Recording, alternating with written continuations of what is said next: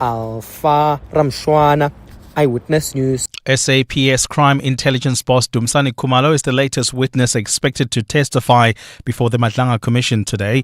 Khumalo will give his version on claims that police and the judiciary are being controlled by powerful business people linked to drug cartels in Gauteng. He's currently out on bail following his arrest on fraud and corruption charges for the alleged irregular appointment of an unqualified official into a senior role within crime intelligence. Orrin Singh reports. Crime intelligence boss Dumisani Khumalo will be expected to delve into the inner workings of the Gauteng Counterintelligence Operations Team, labelled as the driving force behind unravelling corruption within the criminal justice system in the province.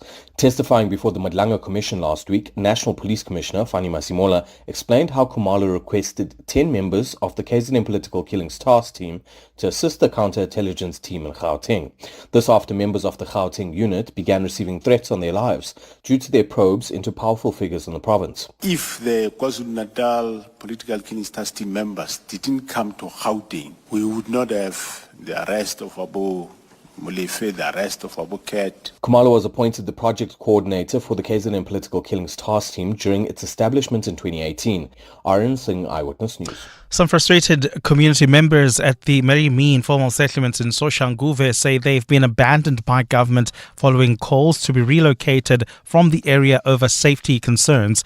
Residents in the area say the brutal killing that left 6 community patrollers dead earlier this year has caused fear and anxiety.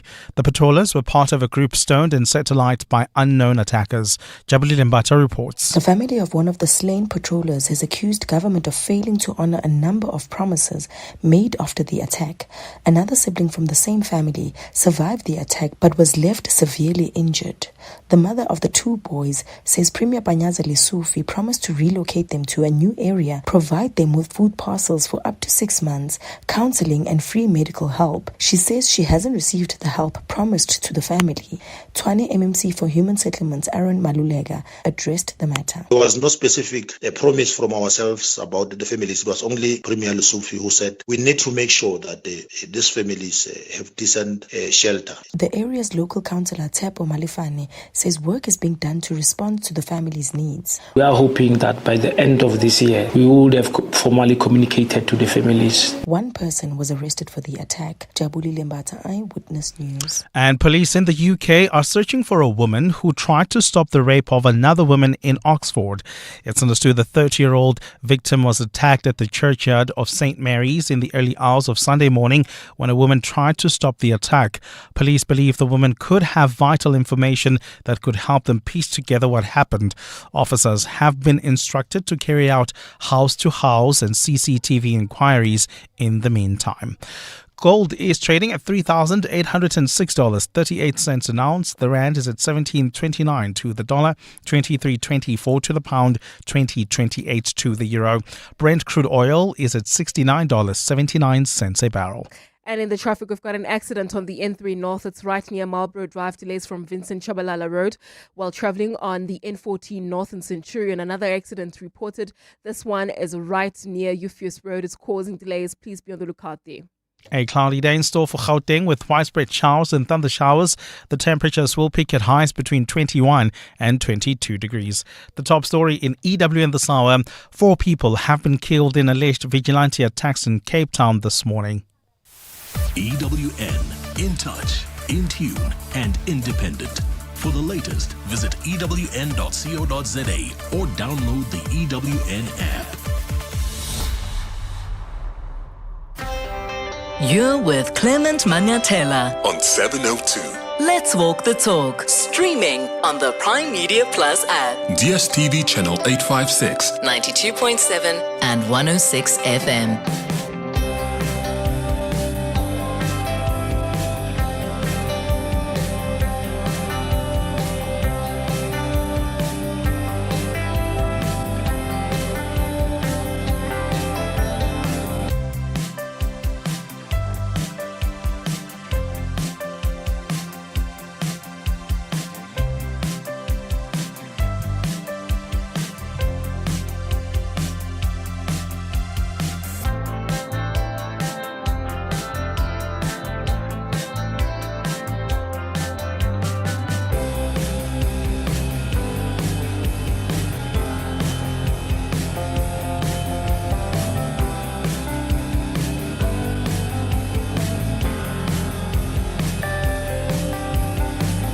7 minutes up to 9 o'clock. Dumelang, happy Monday. Welcome to the Clement Manyathela Show. It's wonderful to have you with us here on 702. I hope you are well this morning, and I hope you had a wonderful, wonderful weekend.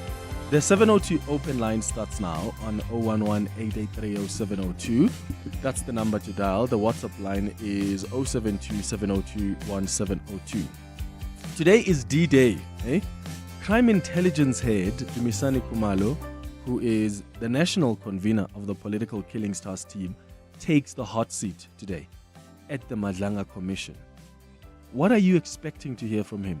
This is the man who is likely to bring all the receipts beyond just corroborating the testimonies of General Dumisani and General Semula, because he was central to the operations of the Political Killings Task Team. So that makes him a very important key witness.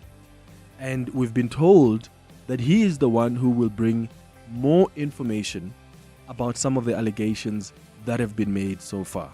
He's expected to bring evidence that directly links the police minister, Senzo Mchunu, and his predecessor, Bheki Cele, to businessman and attempted murder accused, Vusmuzi Ket Matlala. I'm hoping that he can shed some light on the judges and the prosecutors that are controlled by this criminal syndicate or drug cartel, as was explained by General Mkhwanazi, because that's been of great concern to me. Such people can't continue to be in the criminal justice system. There must be consequences. So I'm hoping that that's one of the things really that's going to come out. I'm also hoping that he sheds some light about the drug cartel, because I think so far we've heard about the criminal elements, these business people that are facing charges and their links to politicians and what the politicians have done to try and protect them from being arrested. But I want to understand if the same business people are part of a drug cartel. Are they part of a drug cartel that these politicians are accused of protecting? I want to hear more about that. Like, are they selling drugs? Have there been instances, because the rumors you hear that you don't hear officially from these people is that there was a time when million rands worth of drugs were seized by a certain branch of the police, and those drugs belonged to some of the business people that are being accused of being close to politicians. These are just the rumors that happen outside, but I want to know if really that is the case, and I'm hoping that Dumisani Khumalo will be able to come and address some of those issues. Remember what General Semula also said last week about an envelope that would be for a judge, an envelope that would be for a prosecutor, and all of us were wondering, give us more details on that. And he said, well, Dumisani Khumalo might come and deal with that. Yeah, it is allegations that were made specifically in this case, where I'm aware that the two investigators, at some point, they were told by one of the seniors that there is 3 envelopes ready, and that one envelope is for the 2 of them, the other envelope is for the prosecutor, and the 3rd envelope is for the magistrate. So that is, of course, allegation. From my side, it's a hearsay, but I'm sure General Khumalo could talk more on that.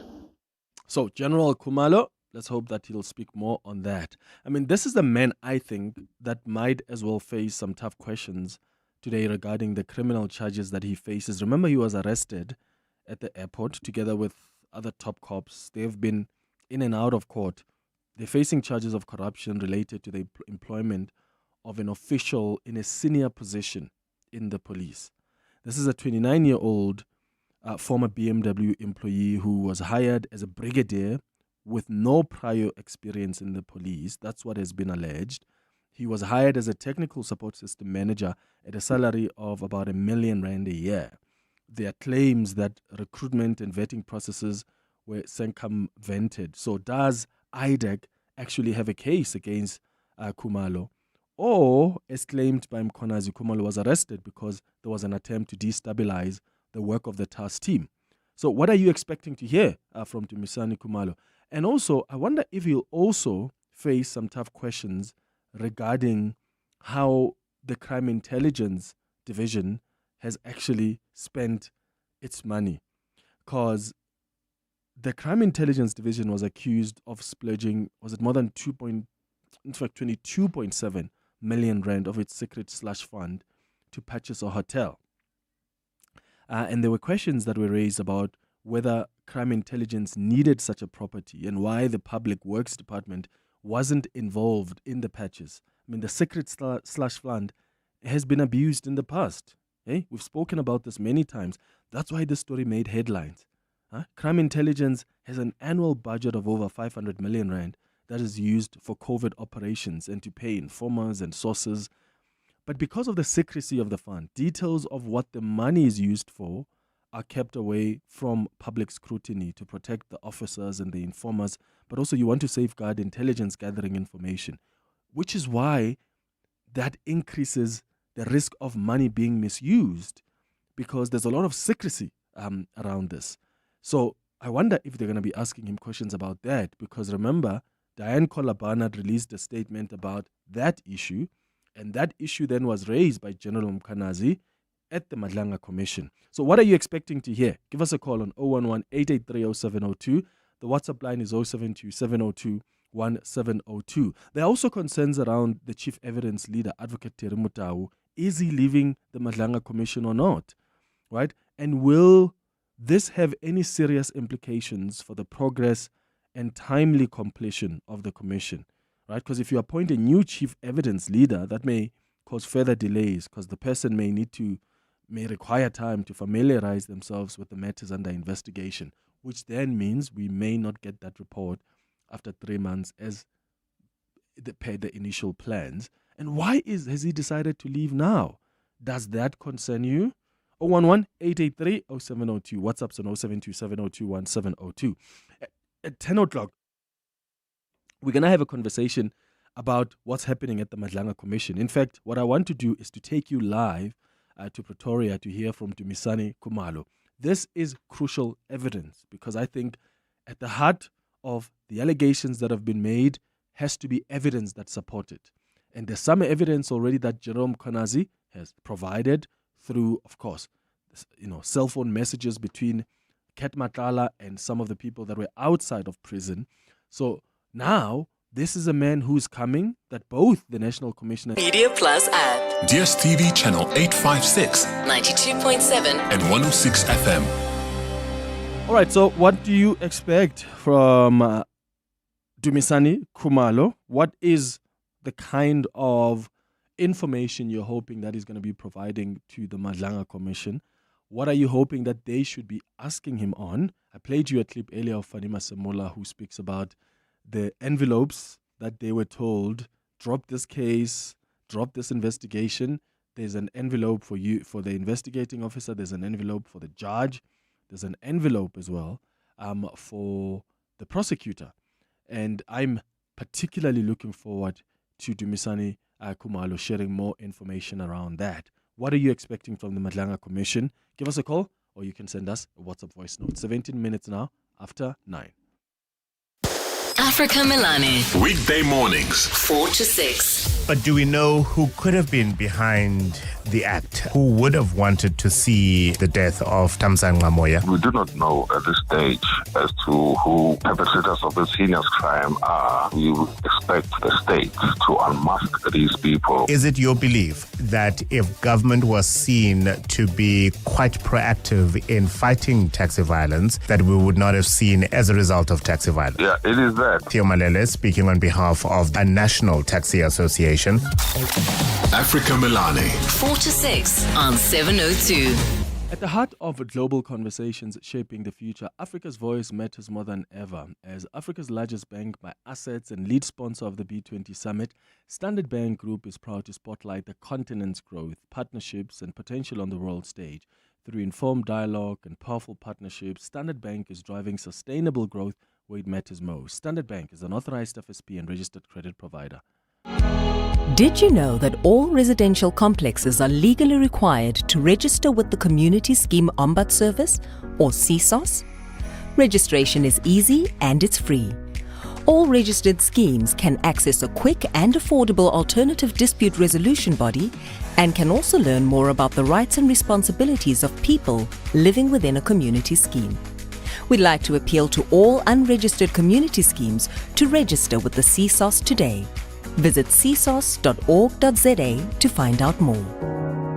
The Coliseum of Big Wins is yours to dominate in the electrifying Hollywood Bets exclusive Spinner Zonke Tournament of Champions. Go for glory. Make legendary spins for a shot at striking wins. Conquer the reels and you could claim your share of a massive 500,000 Rand in cash. Power your play. Bet 2 Rand or more on selected slots to start your leaderboard rise. Bet now. T's and C's apply. Hollywood Sportsbook is a licensed betting operator. No persons under the age of 18 years are permitted to gamble. Winners know when to stop. South African Responsible Gambling Foundation toll-free counselling line 0800 006 008 or WhatsApp help to 076 675 0710. 702 and corporates that care with Tracker are talking about Tracker's partnership with Matthew, an initiative helping South Africa's future leaders succeed in maths and science. We have been part of this incredible country for the last 29 years. South Africa has helped us grow into the organisation that we are and has helped us be part of the economy of this country. So fundamentally, we now have to give back. We have to make sure that not just for the last 29 years, but for the future 29 years, we're participating in that conversation. Secondly, Bongani, Tracker is growing exponentially at the moment. We're employing at all levels within the organisation, from top to bottom in essence. So what we're actually looking for as part of that growth fundamental is to make sure that we have the right people coming into the organisation. We can either be part of the solution or we can be part of the problem or do nothing. Tracker, protecting futures by investing in STEM education. Visit matthew.co.za to learn more. 702, let's walk the talk. Your voice. Your station. Your open line. Walk the talk with Clement Manyathela on 702. 21 minutes after 9 o'clock. Let's start with your WhatsApps. Morning, Clement. I am suspicious that this could just be a damp squib. I'm worried that General Khumalo may come there and not answer certain questions as they may impact on his upcoming criminal trial. He may refuse to answer certain questions under the guise that this is state secret, classified information, and the like. So there's all that likelihood, but we can only be hopeful that he will corroborate Mkhwanazi and General Masemola. Thank you, Bophelo from Benoni. Yeah, and Bopula, there's no question about that, right? I do think that his testimony is going to corroborate the testimonies of General Mkhwanazi and General Fani Masemola. The question, though, is he going to be responding to specific questions that are going to require especially evidence? Because when you look at what General Mkhwanazi and General Fani Masemola have done is they've sort of given you a sense of the political interference and why the political killing trust team was disbanded. Who was Senzo Mchunu protecting, for instance? But you still need to provide that direct link of sorts, especially if you want this commission at the end of the day to find that indeed there is a criminal syndicate or a drug cartel that exists, which is being protected by the politicians, by business people, by the judiciary, prosecutors as well. So you still need to be able to link all of these people to that criminal syndicate or drug cartel. And from what Mkhwanazi and Fani Masemola said, a lot of that evidence is going to come from Khumalo. They kept on referencing Dumisani Khumalo that he's going to be coming and appearing here. So maybe there is some evidence that he's not going to be able to provide publicly because he feels that maybe it compromises their investigations further, but he's got to give the commission something. Even if it's not something that you and I, as members of the public, are able to hear that during his testimony, maybe evidence in camera, but the commission needs to work on something. Orrin Singh is our EWN reporter who is covering the Madlanga Commission, joining us quickly on the line so that we can explain how crucial Dumisani Khumalo's testimony is for you today as we prepare to hear from him just after 9:30. Orrin, thank you so much for coming through. I mean, this is quite an anticipated testimony, isn't it? I actually almost feel sorry for him because he's got the pressure of actually providing more meat to the allegations that have been made by Mkhwanazi and Masemola. Good morning, Clement. Yes, and I think we spoke about this last week when I sat down with you, that a lot of pressure has been pushed onto the plates of Dumisani Khumalo by both Insistence Mkhwanazi as well as National Police Commissioner Fani Masemola, alluding to during their testimony that when Khumalo comes to testify, he will speak to length about this. And a couple of things that we're expecting that is supposed to be crucial evidence that he would provide to the commission. And that, I think, number one on the list is the work of this counter-intelligence operations team in Gauteng. And I think that the one thing that we need to be able to distinguish from his testimony today is there anything concrete that he's going to give us that's new, or is it going to be leaning on what's already been published out there by investigative reporters?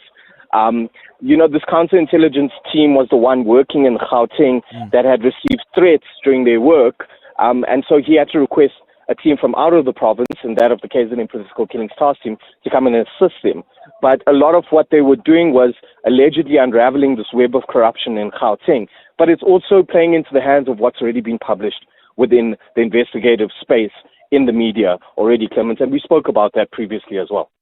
Oh, yeah, absolutely. And what about some of the matters that involve him, Orrin? Because as you remember, Mkhwanazi spoke about Diane Collar Barnard and the information that she had and how she released it, because she had sent out a statement when there were reports in the media that crime intelligence, which Khumalo heads, was actually spending money on property, misusing some funds. Are you expecting that is going to come in here? Remember the employment of that BMW employee who was then employed as a brigadier, allegedly with no prior policing experience. Do you anticipate that these are some of the questions that may come before him? I'm hoping, Clement. I think that the question of the abuse of the slush fund, the things that Diane Collar Barnard raised with those questionable purchases of properties for crime intelligence, I'm hoping that he gets probed on that by Commission and the evidence leaders here today. But as we've seen so far, we've been let down in that regard, where crucial aspects possibly come up during testimony and Commission and evidence leaders just stop it or halt it there and then. And I can refer, one that comes to mind is that of National Police Commissioner Fani Masemola when he started talking about Babita Deokaran, and he was kind of just stopped in his tracks by the Commission Chair, Justice Mbuyiseli Madlanga. But regarding Dumisani Khumalo's current case of fraud and corruption against him and 6 other senior officials within crime intelligence, I'm not sure whether that's going to feature too much, in that it would possibly be sub judice, that there's a current criminal matter ongoing in court, and I'm sure the evidence leaders are aware that they won't be able to question him too much on that regard, but I'm sure it will come out at some stage as to the current case going on, that arrest obviously being affected by IDAC itself. Absolutely. Orrin Singh, EWN reporter, let me let you go back inside that inquiry, because I can see Dumisani Khumalo has actually just arrived now at the Madlanga Commission. He's just about to begin his testimony. So let's take a quick ad break, get the news headlines, and then we'll take you live to Pretoria. 702. Serving the 702 family in 702 land, including those of you in Vereeniging. Vereeniging is situated on the banks of the Vaal River and is one of our most important industrial manufacturing centers in the country. Chief products include iron, steel, bricks, tiles, and lime. Several coal mines in the area supply coal to nearby Eskom power stations. An historic treaty was signed in Vereeniging in 1902, ending the South African War between the Boer republics and the then British Empire.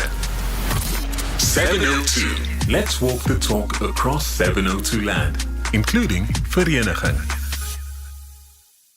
Traffic is trafficking. The robots aren't AI, but more like an eye roll, and service delivery isn't delivering. But luckily, Takealot is. Shop anything from beauty and sport to tech and toys at everyday low prices and get it delivered to your door faster than you can get home. even when you take the back road. The delivery so quick, the speed thrills. Halala with no limits. Just the open road of happiness before you. Take a lot. Happy delivered.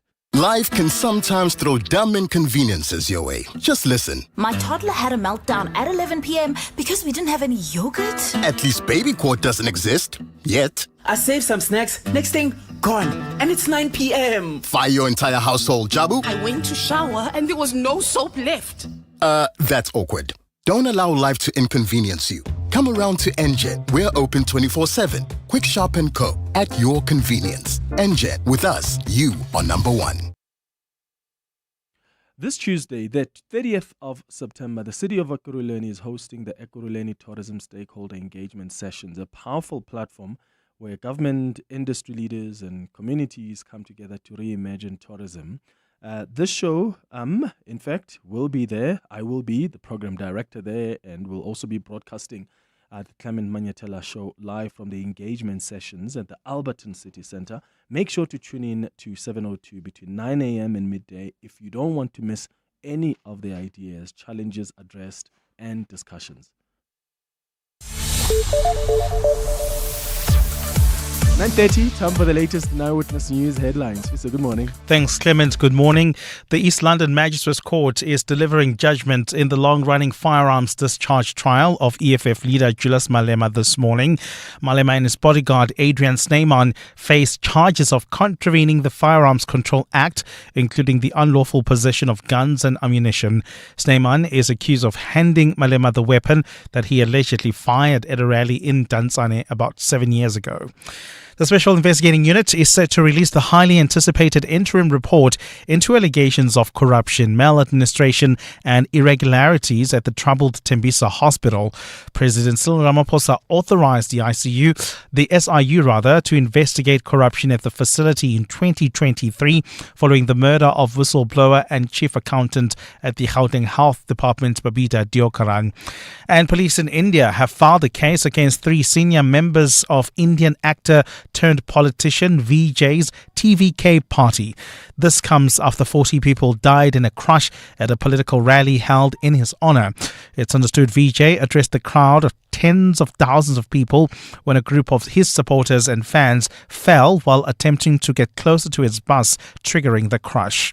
And those are the headlines. This EWN and more at 10 or as it happens. EWN Traffic.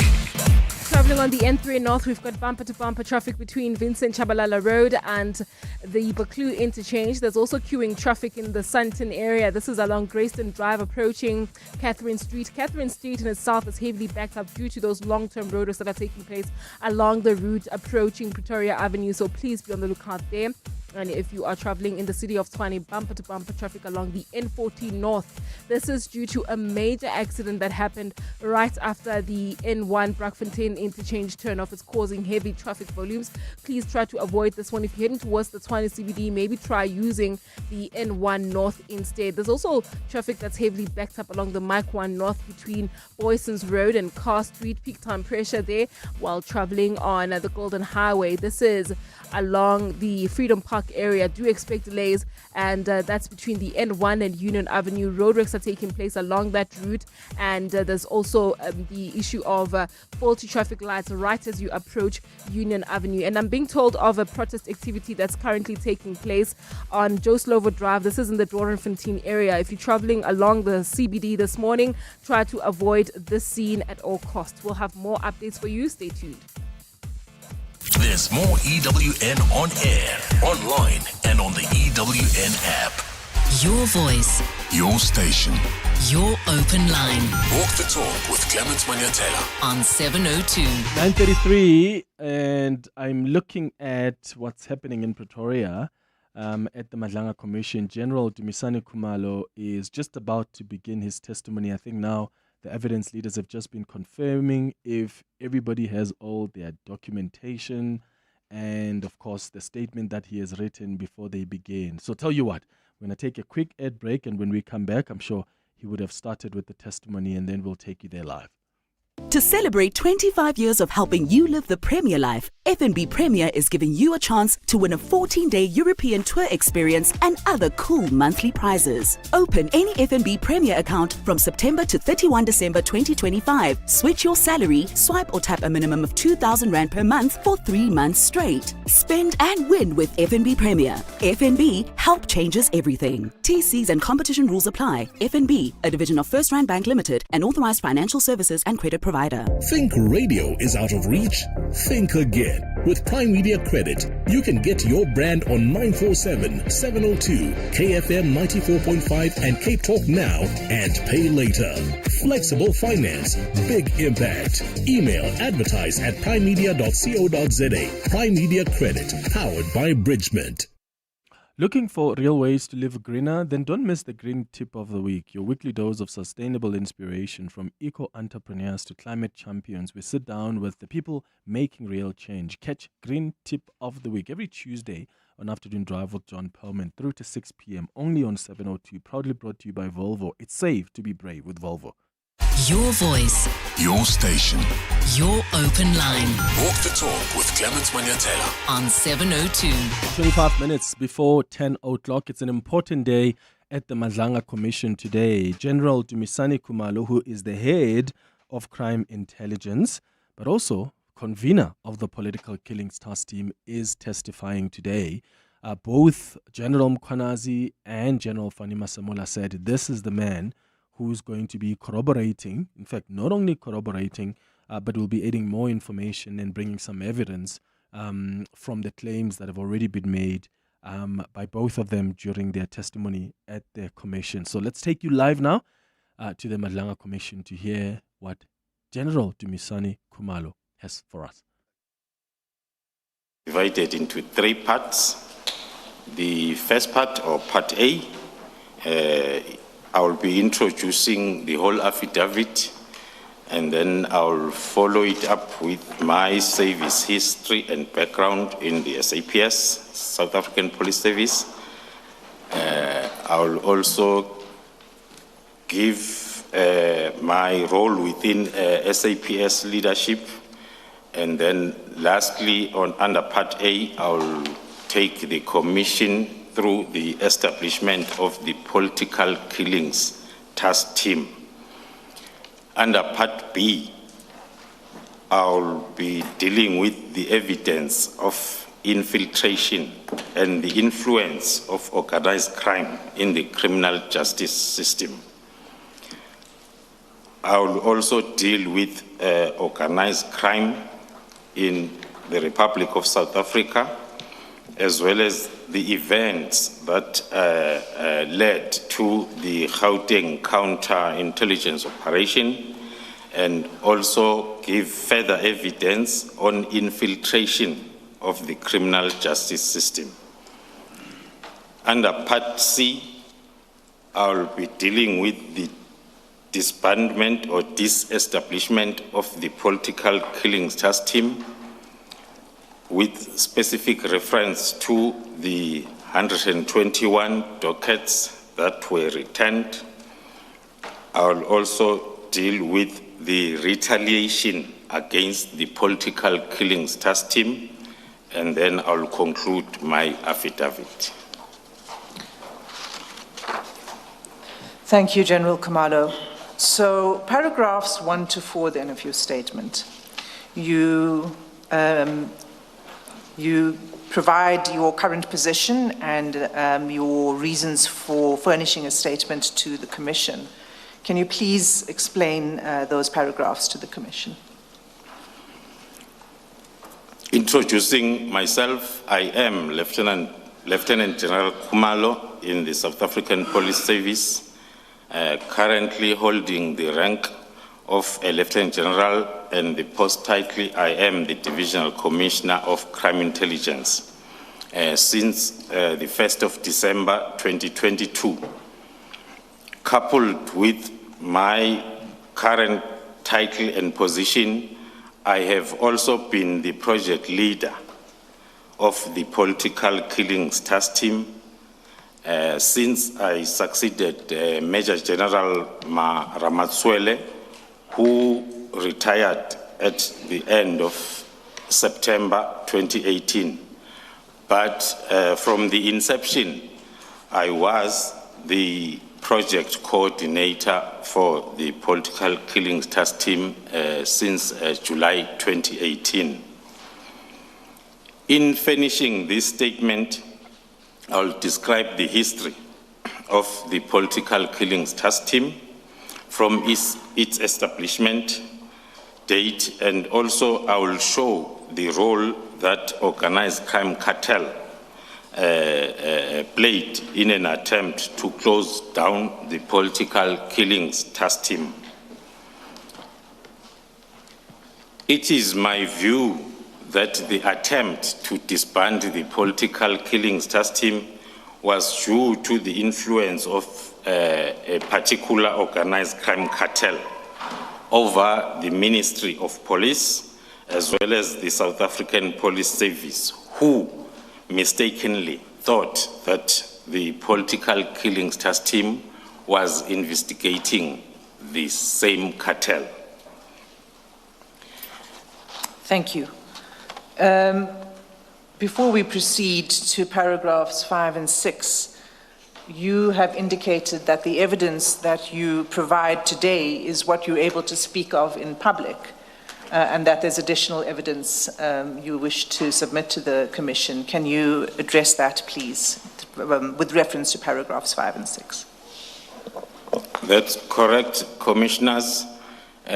Included in my affidavit is all the evidence that I'll be able to share in the public hearing.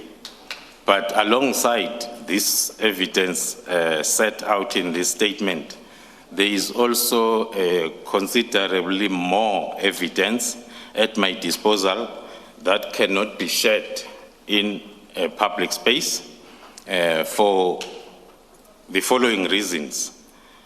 Sharing some of evidence will expose our methodologies, will expose our informants, the resources, taking also into consideration the high risk, the current threat assessment of the Gauteng organized crime, Gauteng counterintelligence investigation, as it's still ongoing.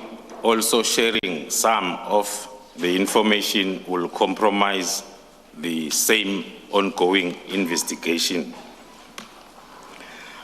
After giving oral evidence on the basis of this statement, I will apply to the Commission for the remaining evidence to be heard in camera, or in respect of the second class of the evidence described above, to defer the giving of such evidence in open hearing until such time that it will be possible to do so without again compromising the current and ongoing criminal investigations.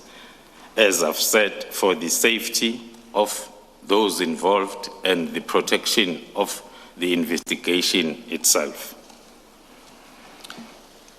Can I just check, Mr. Sim, the second class of evidence, General, that you referred to, is that what you have in paragraph 5.2, where you say giving some of your evidence in public would prejudice against ongoing criminal investigation? Is that the second class you're referring to?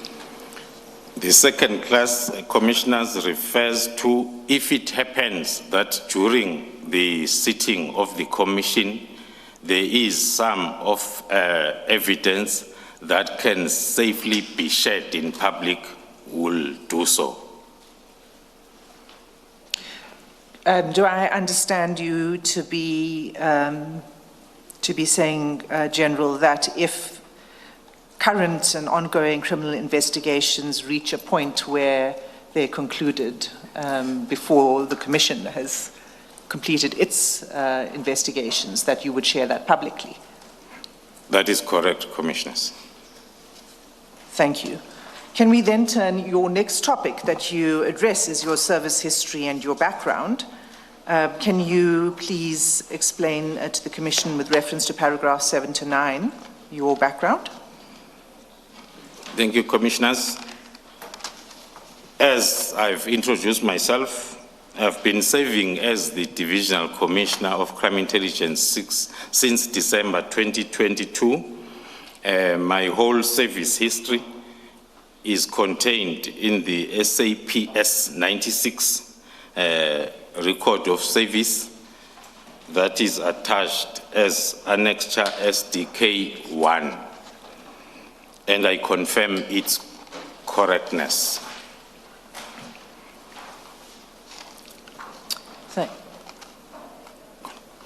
Are you done, or you want to continue with that?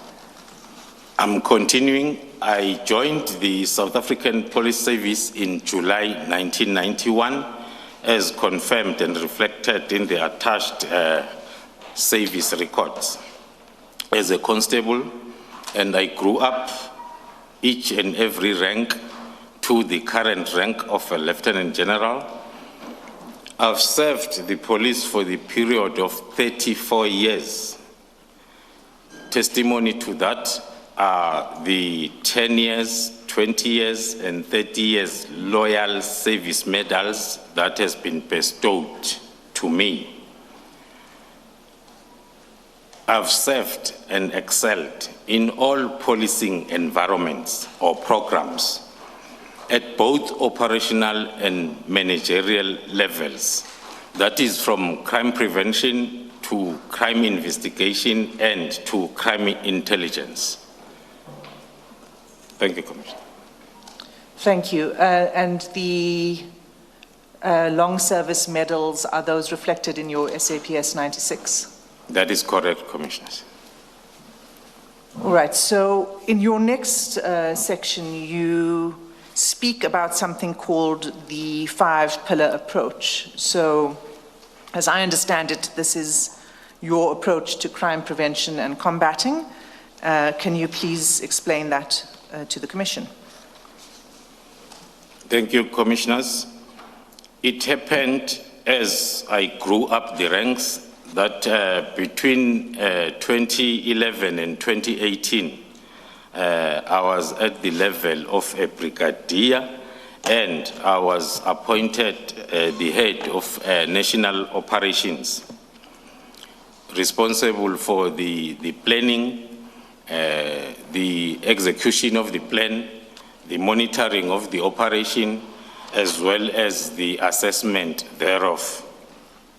It happened then that during my course of duty, I identified one of the shortcomings that was affecting our threat-specific or periodical operations, and at some level also affecting the normal operations of the police, which was lack of coordinated efforts.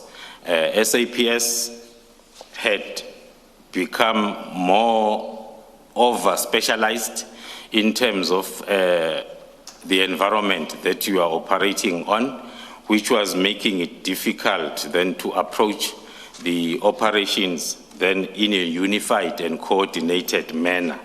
What do you mean by specialized, General? By over-specialization, Commissioner, I'm meaning that if you are within the crime prevention environment, you'll regard it as your specialization that has got nothing to do with the investigation environment of crime. Hence, then, it was affecting the coordinated efforts in terms of dealing with a particular crime or threat in an operation format. The initiative, then, that is normally called and referred to now as 5-pillar approach, was meant to address that shortcoming. As I've mentioned, that during my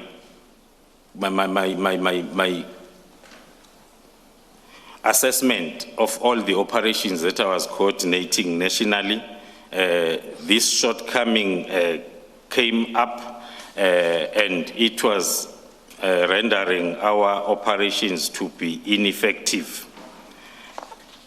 Since then, we had to initiate this 5-pillar approach, which was firstly presented to the South African Police Board of Commissioners in 2016, where it was formally approved.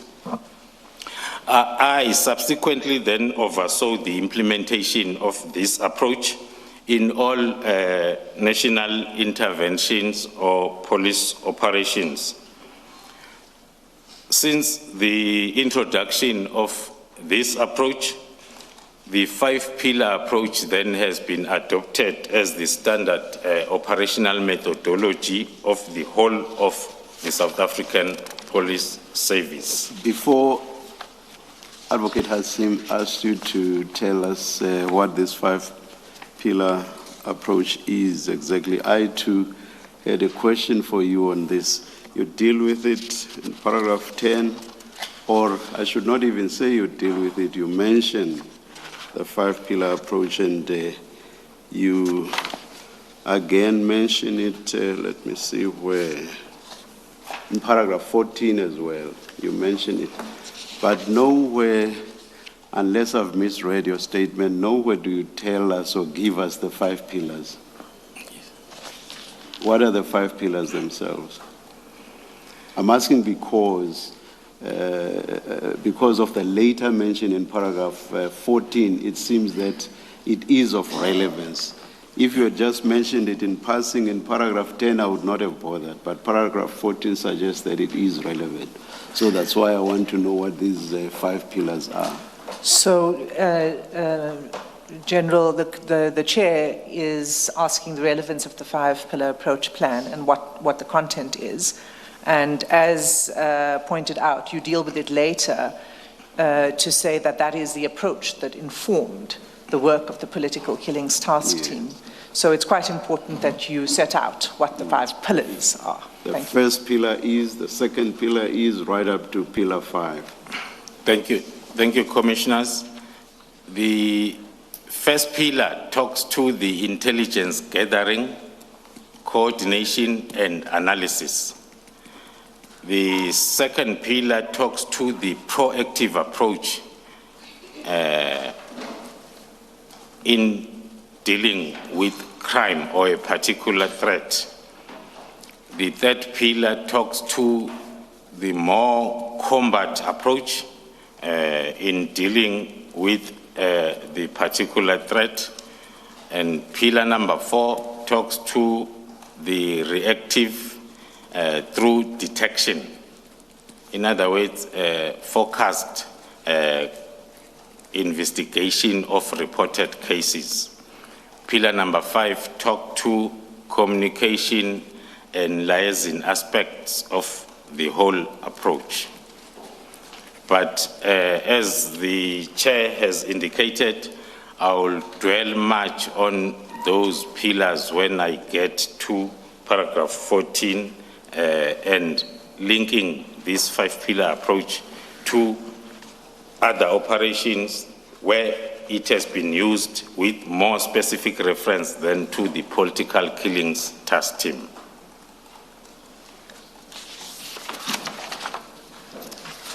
Thank you, General. You also give an example, is the example that you provide in paragraph 12 an example of the implementation of this approach?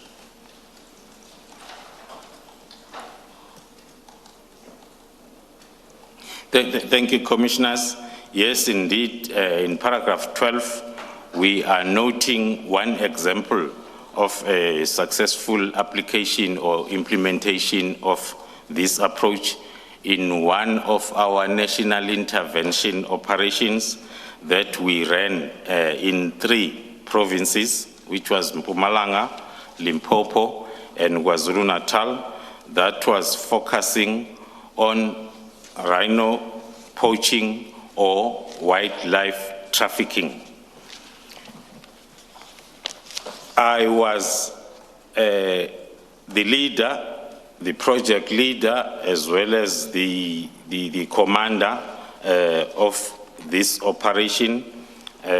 which ran from or under the nickname Ops Rhino, which ran then for close to 7 years in those 3 provinces, where we implemented this 5-pillar approach in its totality. The operation itself happened then to coincide with a need for us to develop the strategy that was going to be implemented in the country in dealing with wildlife trafficking. I was part of the leadership that developed the strategy that is now referred to as National Integrated Strategy to Combat Wildlife Trafficking in South Africa, which is, of course, internationally recognized as we speak. So that is Dumisani Khumalo, General Dumisani Khumalo. They're still going through background around his work and, of course, some of the projects that he's been involved in. But we're going to be taking you back to the Madlanga Commission after the news at 10 o'clock. And hopefully then he's going to get into the meat of why he is sitting on that hot seat to provide some of the evidence. As you heard in the beginning, he says he does believe that there are certain business people that were protected by politicians. There's another important story, though, that I want to bring to your attention before we go back to the Madlanga Commission. It's a story that City Press reported about yesterday, about how the Limpopo Provincial Legislature booked and cancelled 3 sets of Qatar Airways flights, costing 1.8 million rand in total for the Gambia summit. You know why? The report indicated that that's because Timothy Make, who was one of the delegates, insisted that his PhD title appear on tickets, right? So as a result, there is now 1.8 million rand that was spent on these 3 sets of non-refundable flight tickets and accommodation for a 5-member delegation to the Commonwealth Parliament Association Summit in Gambia last month. So I thought we should bring in the Limpopo Legislature to get some clarity on this. Is this really what happened? And how did they manage things? Andries Lekalakala is the head of communications for the Limpopo Legislature, joining us on the line. Andries, thank you so much for making time for us. Good morning. Well, good morning. Good morning to your listeners. Thanks for having us. So, did you have to cancel as the Limpopo Legislature, cancel these flights, which were not refundable, because Timothy Make insisted that his PhD title must appear on the tickets? Well, no, it's not true that we spent 1.8 million on Dr. Timothy Make because he insisted on changing his flights. What happened was that Dr. Make only insisted on changing his designation on the flight ticket. Mm-hmm. May I also indicate that the 1.8 million that is being referred to is the expenditure for the 7 delegates from the legislature, which included amongst the travel accommodation and the meals. Therefore, I think it's incorrect to suggest that Dr. Make has caused any financial harm to the institution. So let's clarify that. You're saying that Dr. Make insisted that his designation change on the ticket, right? So he wanted what? For his ticket to actually say that Dr. Timothy Make? Yes, in February, let's put into perspective. In January this year, when we appointed a travel agent to coordinate the traveling for us, they did a similar mistake of not designating Dr. Make as a doctor, but as a mister. And the travel agency apologized to Dr. Make, and they said it will not repeat itself. But when this error came back, it was within the rights of Dr. Make to, as a professional, to have requested that he be designated in the manner in which his profession dictates. Okay. And therefore, I think it was malicious and disrespectful for the journalist to be attacking the dignity of the secretary, because he worked hard, for instance, for this PhD, which was conferred in 2016 by the University of Pretoria. Yes, but also this is a flight ticket, right? I mean, you're getting on a flight. The airline has already explained to you as the legislature that the doctor title can be confusing in an emergency situation. Airlines rely on announcements to identify medical professionals. And when a doctor is listed, right, on the manifest, that could lead to unnecessary confusion if the person isn't necessarily a medical doctor. I mean, is that really something that's going to cost you cancelling flights just because the doctor title is not there? No, there was no cancelled flight that was cancelled. So when the error was made, did you not cancel the flight? No, the doctor only requested a designation only. And Dr. Mage would not have known that the particular air flight does not use that designation. It's the travel agency which would have actually impressed upon the legislature that in this area, in this place, we do not use doctors for this and that reason. So the blame can't be apportioned on Dr. Mage. But when you picked up the error, Andries, what did you do? Did you cancel the flight? No. You kept the flight as it is? When we picked up the error, there's no flight that was cancelled because every delegation flew from Durban. It's not only Dr. Mage who might have flew from Durban, but all the delegation flew from Durban as per the Why did they fly from Durban? Was that the original plan? That's the original plan that they were to fly from Durban. Why fly from Durban? It is the arrangement that has been made by the travel agency for all the delegations that went to Banjul. Does it make sense though? I mean, there's OR Tambo here. So what reasons did the agency give you for booking people a flight to Durban and for them to move from Durban as opposed to fly from OR? We are not privy to that information because of the flight arrangement. We don't know whether there were no flights in OR Tambo direct to wherever connected. Isn't that a basic question you ask? I mean, I live in Joburg. If I'm going to Gambia, I'm going to any other country, if a travel agency says to me, oh, go and fly from the Northern Cape, the first basic question to ask is, what do you mean? There's OR Tambo here. How do you, as a legislature, still don't have an explanation as to why a whole 7 people or so delegation had to be flown to Durban to take this trip? Well, like I'm saying, it's the arrangement that has been made by the travel agency. So it's a matter that there are many other issues that were picked up with the travel agency, for instance, that they did not have an international experience. It's a matter that we are dealing with, internally, so that we're able to avoid those in the future. But you didn't book any new flights as the Limpopo? We would not have known that any new flight has been booked, but in as far as we know... You wouldn't know that? New flight was booked because all the delegations flew from Durban. So no flight was booked and no flight was cancelled? And the 1.8 million includes the 7 delegations. Okay. From the so to confirm again, you're saying to us now, you're telling the listeners, no new flight was booked, no flight was cancelled as a result of the error. Correct. Okay. Andries Lekalakala, thank you so much for speaking to us, Head of Comms for the Limpopo Legislature. Apologies that we're late for news, but I thought we should just get some clarity on that. It's 2 minutes now after 10. This is EWN. Good morning, I'm Sfiso Zulu. The East London Magistrates Court is delivering judgment in the long-running firearms discharge trial of EFF leader Julius Malema this morning. Malema and his bodyguard Adrian Snyman face charges of contravening the Firearms Control Act, including the unlawful possession of guns and ammunition. Snyman is accused of handing Malema the weapon he allegedly fired at a rally in Danzane 7 years ago. Nogokayam Dambo reports.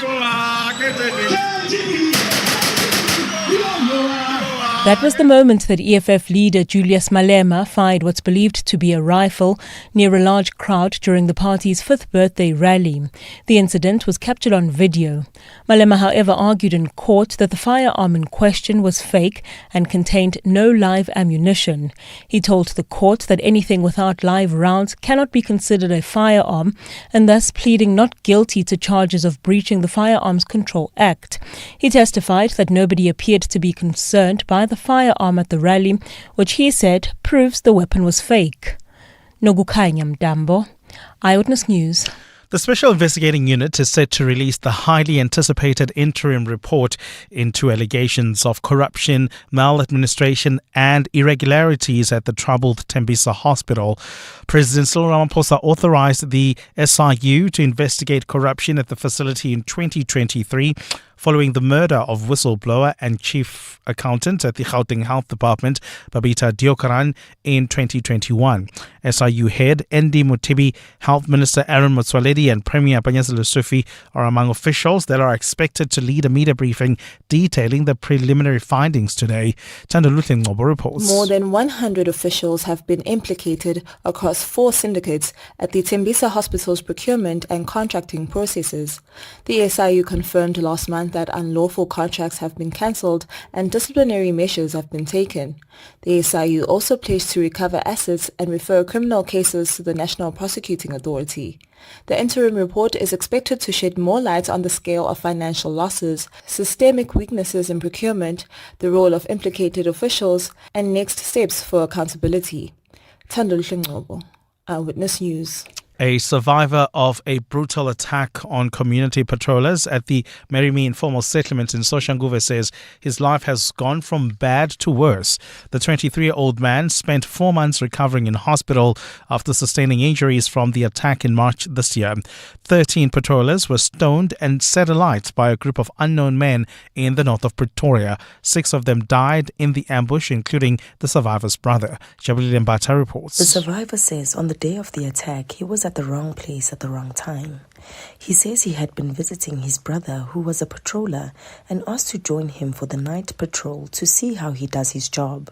He was attacked with a sharp object in the head and lost consciousness. They also cut 2 fingers on my right hand. These other fingers on the left, they are not sure if the fingers can survive. My face was also bad. I have wires on the jaws and I lost some teeth. They tried to put my jaw together. They basically had to reconstruct my entire face. After months in hospital, the 23-year-old has since dropped out from the Tshwane University of Technology where he was a student. I'm still trying to find a way to walk normal again, and I still need to gain confidence to wear things like shorts. Losing my fingers on my right hand is a big challenge because that's the hand that I use. With only one attacker arrested earlier in the year, the 23-year-old says he still lives in fear. Jabulile Mbata, Eyewitness News. And police in India have filed a case against 3 senior members of the Indian actor turned politician VJ's TVK party. This comes after 40 people died in a crash at a political rally held in his honor. It's understood VJ addressed the crowd of tens of thousands of people when a group of his supporters and fans fell while attempting to get closer to his bus, triggering the crash. The victims included 9 children. Deadly crashes are not uncommon in India, and there have been several similar incidents this year alone, including at a Hindu festival and outside a cricket stadium. Gold is trading at $3,806.38 an ounce. The rand is at 17.29 to the dollar, 23.24 to the pound, 20.28 to the euro. Brent crude oil is at $69.79 a barrel. And in the traffic in Centurion, we still have got that major accident that happened on the N14 North. It's right after the Brakfontein interchange is causing major traffic volumes. Please be on the lookout there. While traveling on the N3 North, bumper-to-bumper traffic between Vincent Chabalala Road and the Buccleuch interchange due to roadworks. A cloudy day in store for Gauteng with widespread showers and thunder showers. The temperatures will peak at highs between 21 and 22 degrees. The top story in EWN this hour. The East London Magistrates Court is delivering judgment in the long-running firearms discharge trial of EFF leader Julius Malema. EWN, in touch, in tune, and independent. For the latest, visit ewn.co.za or download the EWN app. You're with Clement Manyathela on 702. Let's walk the talk. Streaming on the Prime Media Plus app. DSTV channel 856. 92.7 and 106 FM.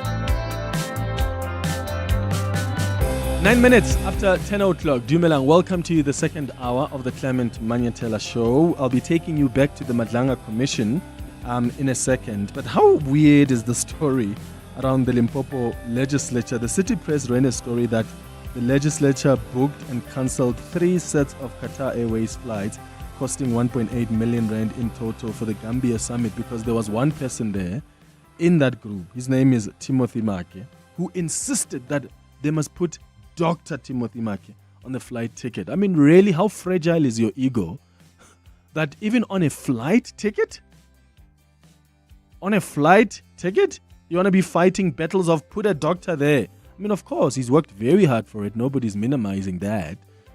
But you're flying over, and the airline has even explained that we don't use doctor titles when you're booking a flight because that can be confusing in a case of emergency, unless, of course, you're a true medical doctor.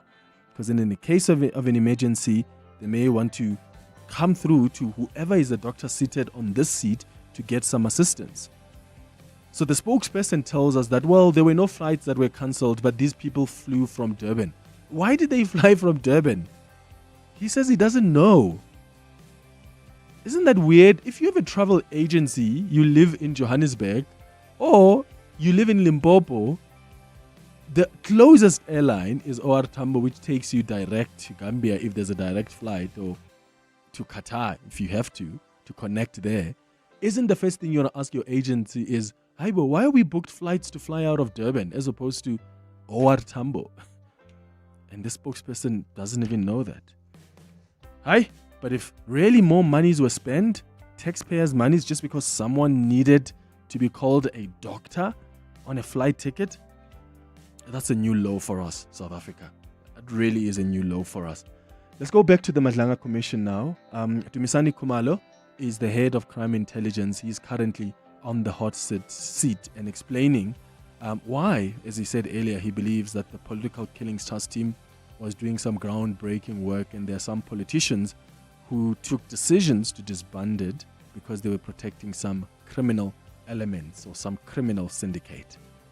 I am still in the explanation on the effectiveness of this analysis-led investigation to prove that investigations on the same case that were done utilizing the traditional way of investigation seemed to be not effective. Hence, then, as we implemented it in KZN and it became successful, and we were roped in the Eastern Cape, it also became successful. Hence, then, we concluded that it is the effective approach on the investigation, more especially of organized contract killings. I thought that's where you wanted to go, but you kept silent at some point, and that's when I decided to ask you the question. You anticipated my question, Chair. My apologies, Are you satisfied with the answer? I was too quick to the draw, I guess. No, I'm satisfied, thank you. Thank you. General, can you explain for the Commission your background in crime intelligence? And so now we will be dealing with paragraph 17 to 19 of your statement.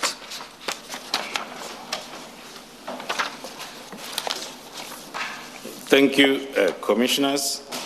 As I've indicated before, that I was appointed as the Divisional Commissioner of Crime Intelligence in December 2022. This is the environment that I've spent more than a decade of my earlier career period. It is normally referred to as non-commissioned period from the rank of a sergeant up until then the rank of a junior officer, a captain. I was within the crime intelligence environment. And also between the year 2011 and 2012, I was appointed, I was by that time then at the level of a brigadier within the division operational response services. But between the year 2011 and 2012, I was appointed as the acting head of counter and security intelligence in the division crime intelligence. Sorry, Advocate Asim, can I just get clarity on this? General, as Divisional Commander of Crime Intelligence and Project Lead of PKTT, where were you based? Were you in KZN or in Pretoria? Because you said in your intro that the crime syndicates had mistakenly assumed that the PKTT was investigating them in Gauteng, specifically in Johannesburg. So I just want to get clarity. Where were you based throughout this period, let's say from 2022 to 2024? Thank you, Commissioners. Between the period 2022 to date, or to 2024, I was based in Pretoria as the Divisional Commissioner Crime Intelligence full-time.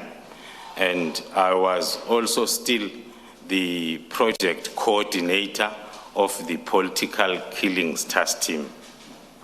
No longer coordinator, General. You were coordinator until September of 2018 when General, who is it, Ramatswele? Ramatswele.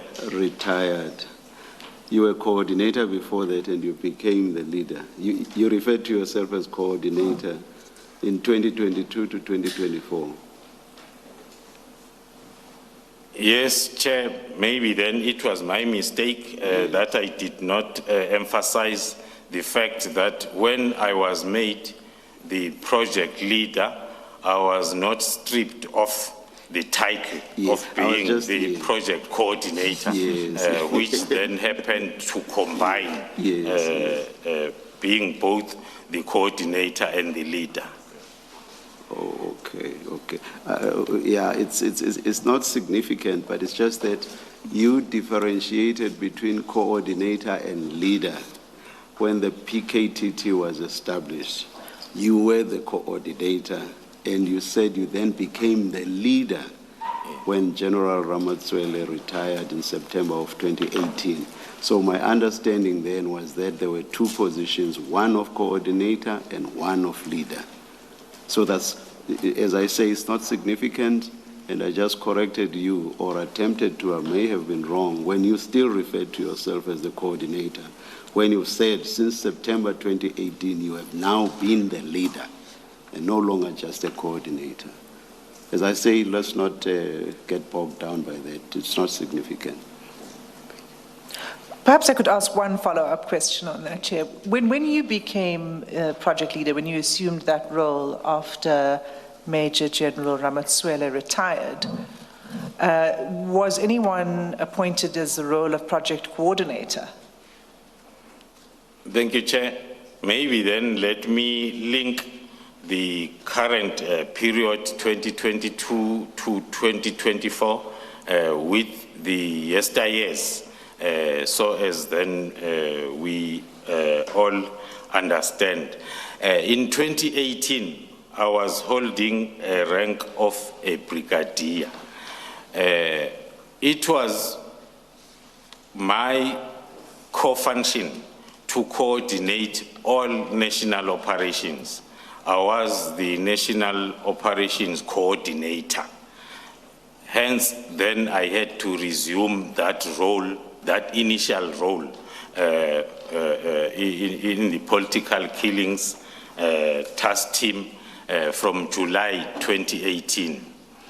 And then when General Ramatsoele retired, I was then appointed to be the project leader, which coincided with my promotion to a major general's level, the level where General Ramatsoele was when he was a leader. And my post then was above the National Operations Coordinator at national level. I was the head of national operations. And then there was then a head of both national operations planning and national operations monitoring. So I was then appointed to the level above the coordinator of national operations. Hence, then the coordination part of the operation that I was doing at a brigadier's level, I was still doing it now as the leader of the operation at a major general's level. So there wasn't another person who was appointed as the answer. Thank you. I think you were dealing with paragraph 17 when the question arose. Can you continue from there? Yes. Thank you, Commissioners. On paragraph 18. Sorry, General. On paragraph 17, before you leave it, you say that when you, prior to your appointment as the Divisional Commissioner Crime Intelligence, the division was beset by numerous challenges. What challenges were you faced with? You then go on to say that you introduced a management style to deal with this, but perhaps you could just explain what the challenges were when you took that office. Thank you, Commissioners. Maybe then if I may reverse a little bit, coming to the question, starting or linking it up with my acting period between 2011 and 2012 as the acting component head within Crime Intelligence Division. So as maybe it's clear, Commissioners, I'll attach names during that period. It is the period when the current Provincial Commissioner of KwaZulu-Natal was the acting National Commissioner. And the current National Commissioner was the acting Divisional Commissioner of Crime Intelligence. And the current Divisional Commissioner of Crime Intelligence was the acting component head within Division Crime Intelligence. That is between 2011 and 2012.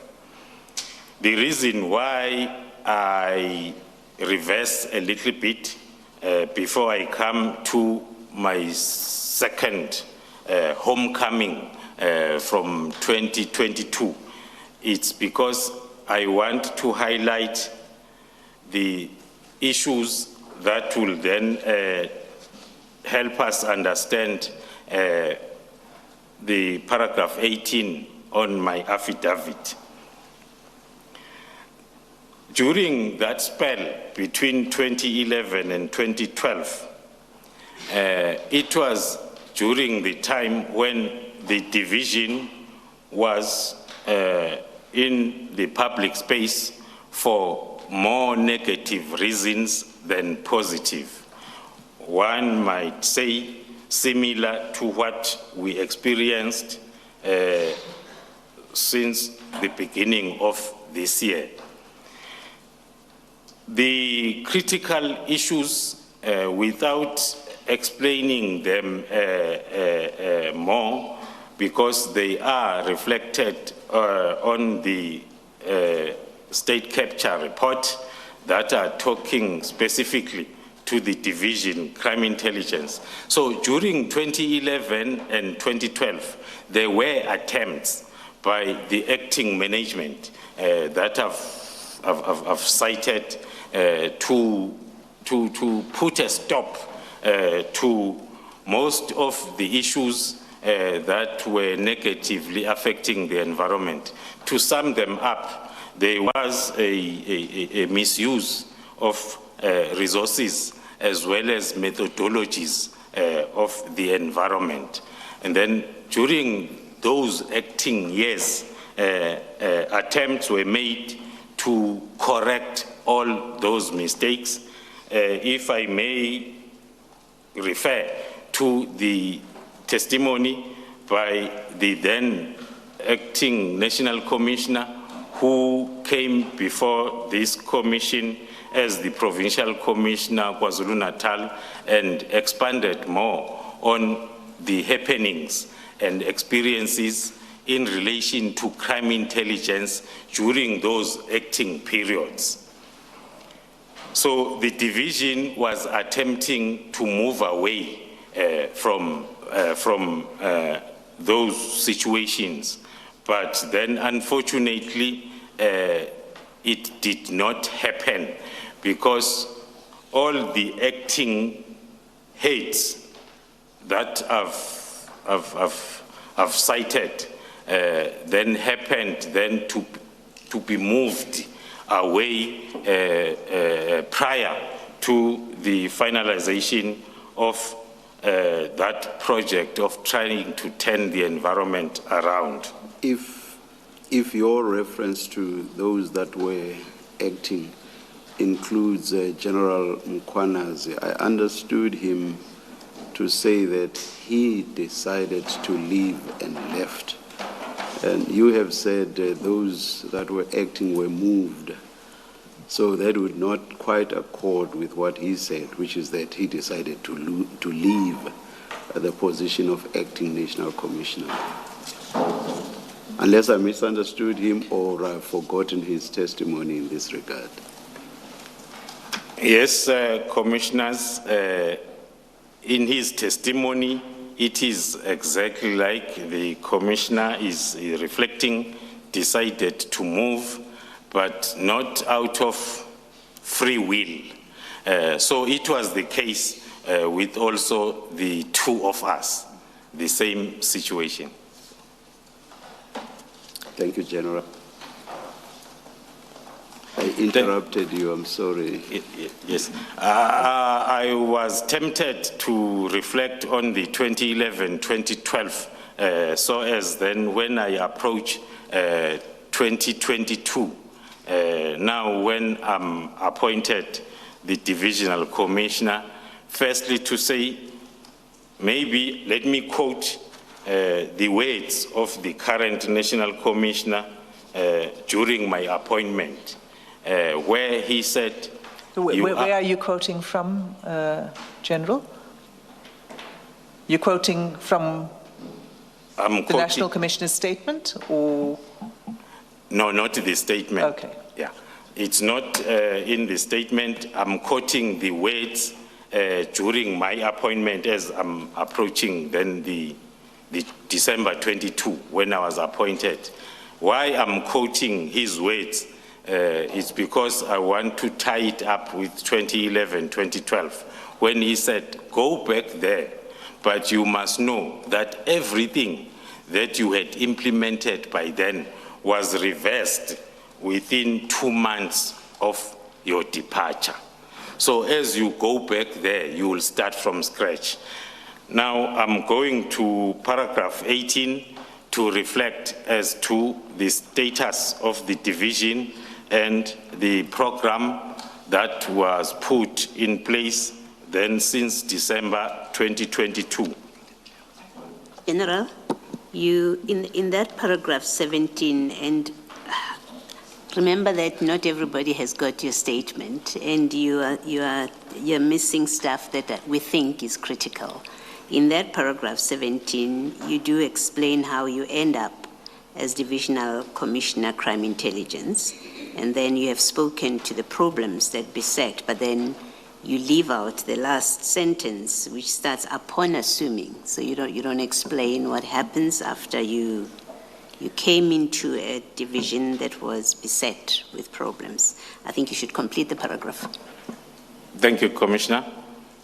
To complete my paragraph 17, I am submitting that in the division, I introduced a management style that has since proven effective, resulting in enhanced stability, more especially at management level, and also in the improved status of compliance with various policies, as well as the cessation of resources and crime intelligence methodologies abuse. Thank you, Commissioner Baloy. You can continue with paragraph 18. Continuing then to paragraph 18, under my leadership of the division, currently the operational performance has improved significantly. In particular, when one refers to the national security threats that are identified at SAPS level or AOP, talking to organized crime priorities. We have also managed to foster stronger relations with other operational environments. Also, the reports from most of oversight bodies, from the Joint Standing Committee on Intelligence at Parliament level, the Auditor General of South Africa, as well as the Office of the Inspector General of Intelligence, the reports for the past 2 years, they bear testimony to the improvement. So that is Dumisani Khumalo testifying at the Madlanga Commission. Interestingly, while he is testifying about the work of the Political Killings Task Team, there was also a briefing taking place by the head of the SIU, where Morgan Maumela, remember him? The guy that made so much money from the contracts he received and the tenders he received from the Tembisa Hospital. Well, the SIU seems to have uncovered more. So I'll tell you more about that after the headlines. Fiso, good morning. Thanks, Clement. Good morning. We started the Madlanga Commission, where embattled crime intelligence boss Dumisani Khumalo will make an application for his evidence to be heard in camera. That's in private.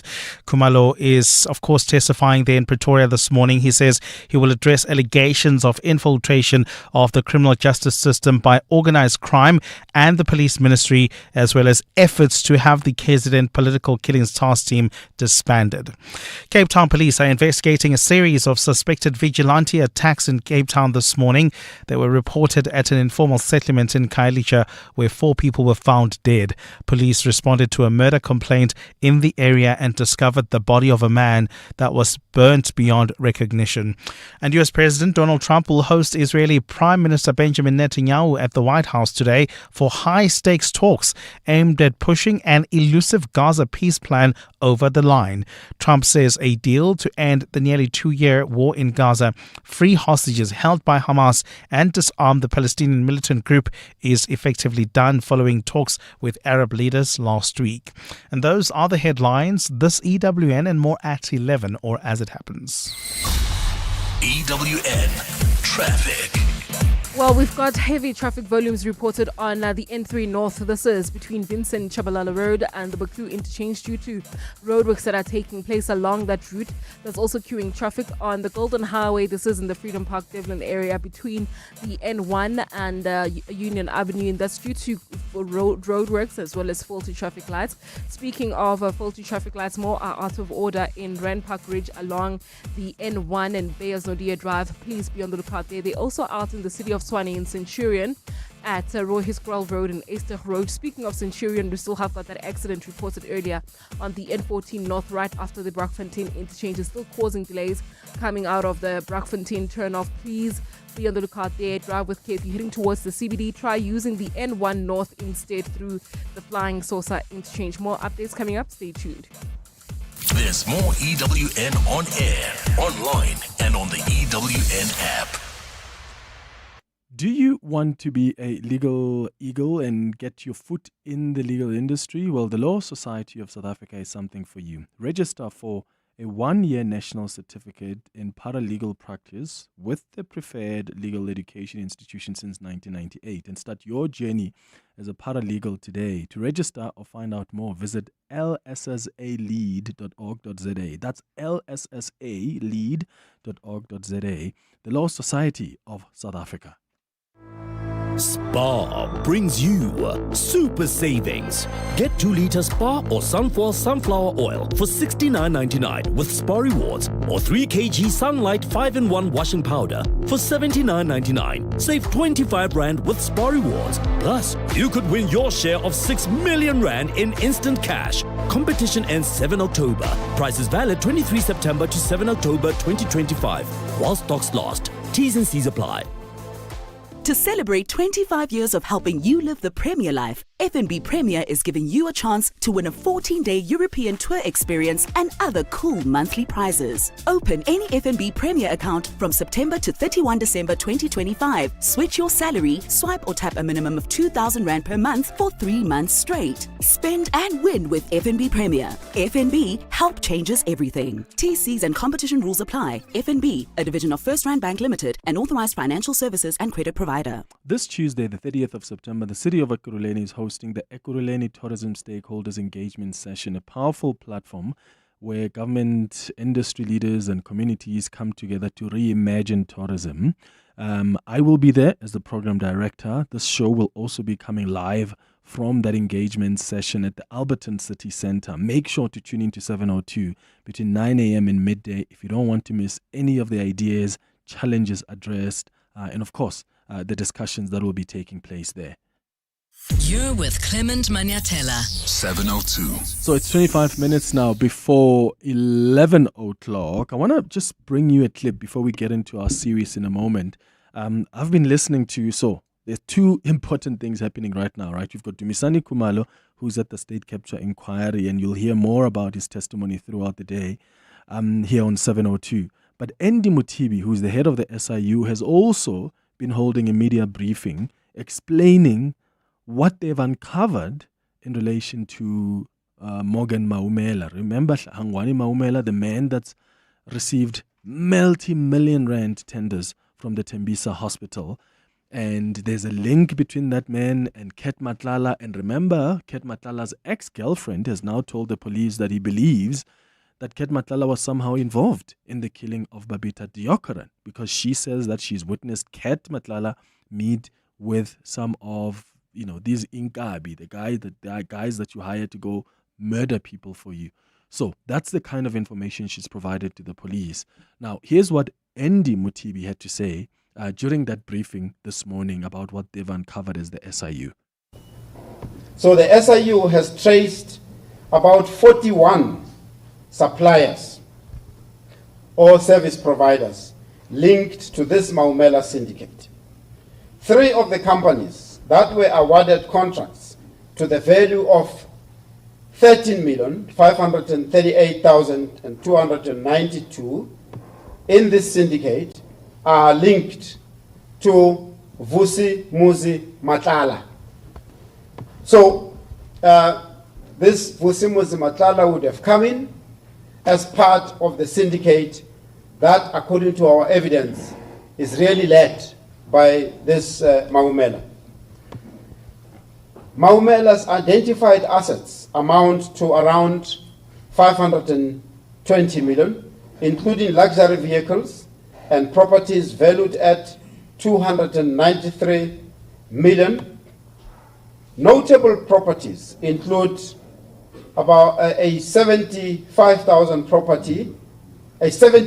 million property in Bantry Bay and various others in Gauteng. The SIU has assisted the National Prosecuting Authority asset forfeiture to identify assets linked to Maumela, which has resulted in the NPA's asset forfeiture unit preserving some of the Maumela's assets.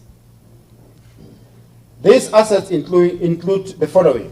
We're not mentioning sort of all of them, but you can find them in the order that was issued. The property in Hartbeespoort, Northwest, 2 properties in Sandton, Gauteng, property in Zimbali Estate, Balito, Durban, and KwaZulu-Natal, 2 twin tower properties in Cape Town, Western Cape, and some of the motor vehicles include Lamborghini, Urus, Lamborghini Hurricane, Lamborghini Aventador. I hope I'm pronouncing it correctly. These are some of the vehicles names that is very difficult to announce. Yeah. I mean, guys, 520 million rand in properties, 75 million rand on one single property in Cape Town in Bantry Bay. In Zimbali, there's a property that this Maumela guy owns. And by the way, this property in Zimbali, that's where Bekikele met with Ket Matlala. They used the property of this gentleman. Go check out the reports on News 24. And this gentleman hasn't even denied it. He was like, I didn't know it was a meeting between Becky and Ket. I mean, sure. But anyway, I thought I should play that clip for you because it's somehow linked to what we're going to be hearing throughout today from Dumisani Khumalo.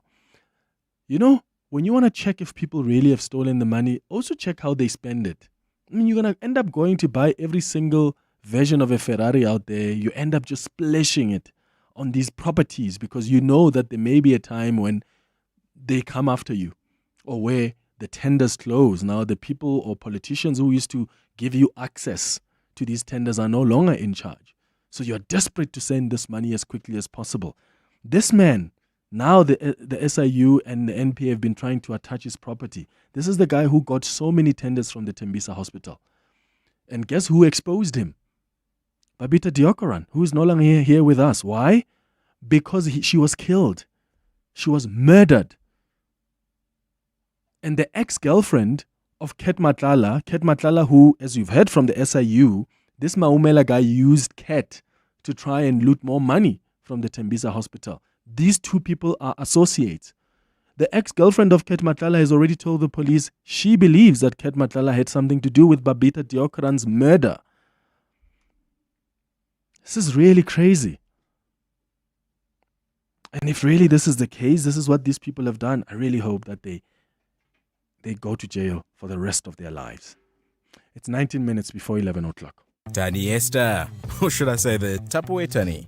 How's business going? Business is booming. I've been operating out of the boot of my car for 10 years, but shame, it couldn't keep up with my growing empire. Okay, so you sold it to We Buy Cars? Yes, quick. Sold my old one, bought a bigger one. I even sold some of my Tupperware to the friendly guy who picked up my car. Stick to what you know best, eh, Tani? Excuse me? Never mind. We Buy Cars. Geared for your business, geared for you. Tomorrow, the city of Ekurhuleni will be hosting the Tourism Indaba Stakeholder Engagement Sessions, where the government, industry leaders and communities will come together to reimagine the city's tourism. The Clement Manyathela Show will be broadcasting live on 702 from the Tourism Indaba Stakeholder Engagement Sessions. The Ekurhuleni Tourism Indaba Stakeholder Engagement Session will include Councillor Gosinphile Xagaza, who's the Executive Mayor of Ekurhuleni. The sessions will include the sharing of ideas, challenges that will be addressed. The valuable discussions will take place between industry leaders and the government as well. To be part of this conversation, make sure you tune into the Clement Manyathela Show tomorrow between 9 a.m. and midday on 702. The Money Show.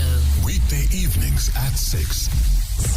The bank's Signia is warning investors it deals with that they should not put more than 5% of their discretionary assets or living annuities into crypto funds. All of a sudden, you have a lot of unsophisticated investors trying to benefit from what is a highly volatile asset with no real economic underpin to it, and which to date has been used as a speculative investment. Magda Wazitskia is the co-founder of Signia. The Money Show on 702. Let's walk the talk. The Money Show, Stephen Curtis, is brought to you by ABSA, proud sponsor of South African Auto Week 2025. Your partner in growth, powering a sustainable future together. ABSA is an authorized FSP and a registered credit provider. T's and C's apply. 702. The Clement Manyathela Show. Let's walk the talk. 17 minutes before 11 o'clock. So we continue with the series that we started about, 2 weeks ago? Looking at the things that science cannot explain. We first looked at witchcraft. Last week we discussed manifestation. Today we're discussing the soul and the spirit, because whether you're religious or not, you probably have used the terms interchangeably. Most people believe they have some form of a soul, whether loosely believe in this concept of the human spirit, or they believe part of them will live on when their body expires. These are the beliefs that are out there about the body, the spirit, and the soul, and they all come from somewhere. I mean, traditionally, the terms soul and spirit derive their meaning from religious beliefs, right? So today, in this largely scientific world, people still use soul and spirit to express the deepest parts of human experience. And I have invited now Koko Dineo Ndlanzi, who is an African spiritual healer and teacher, to help us understand where the differences are and how these two terms form part of this human experience. Koko Ndlanzi, thank you so much for making time for us. Good morning. Hey, morning, Clement Manyathela. Thank you so much for having me. Many people use the words soul and spirit interchangeably. Do they mean the same thing, or are they slightly different?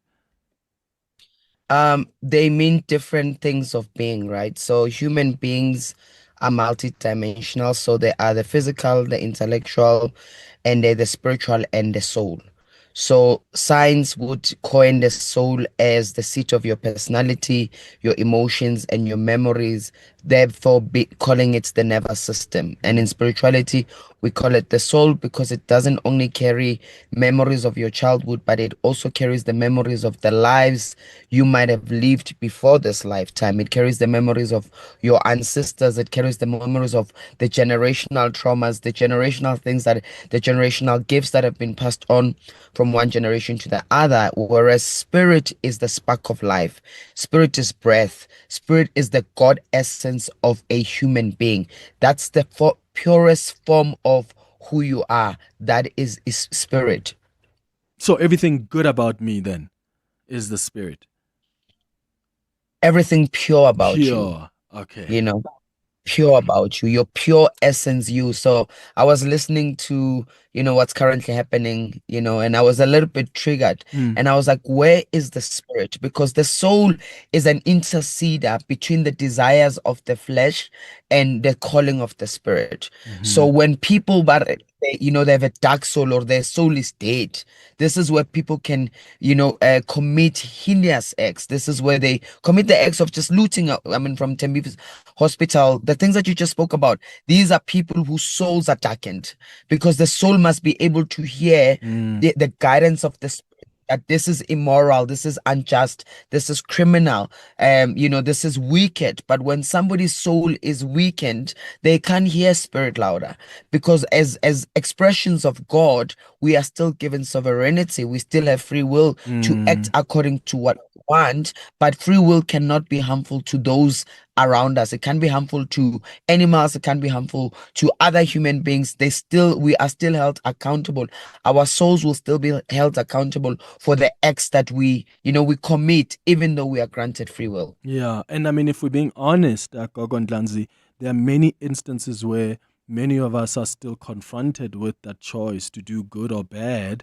And when you do bad, whether it's you paying that small little bribe, but you're thinking, oh, I feel bad about Yeah. this. But those are also the Yeah. moments, even in those, like, you could call insignificant moments where the voice is there that this is not a good thing. Don't do this.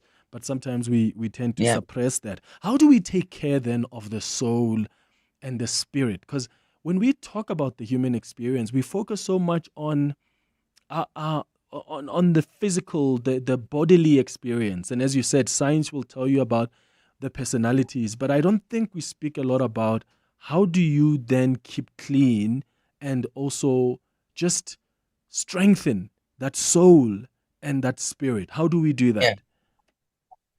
I think we must be clear that personality is not who you are.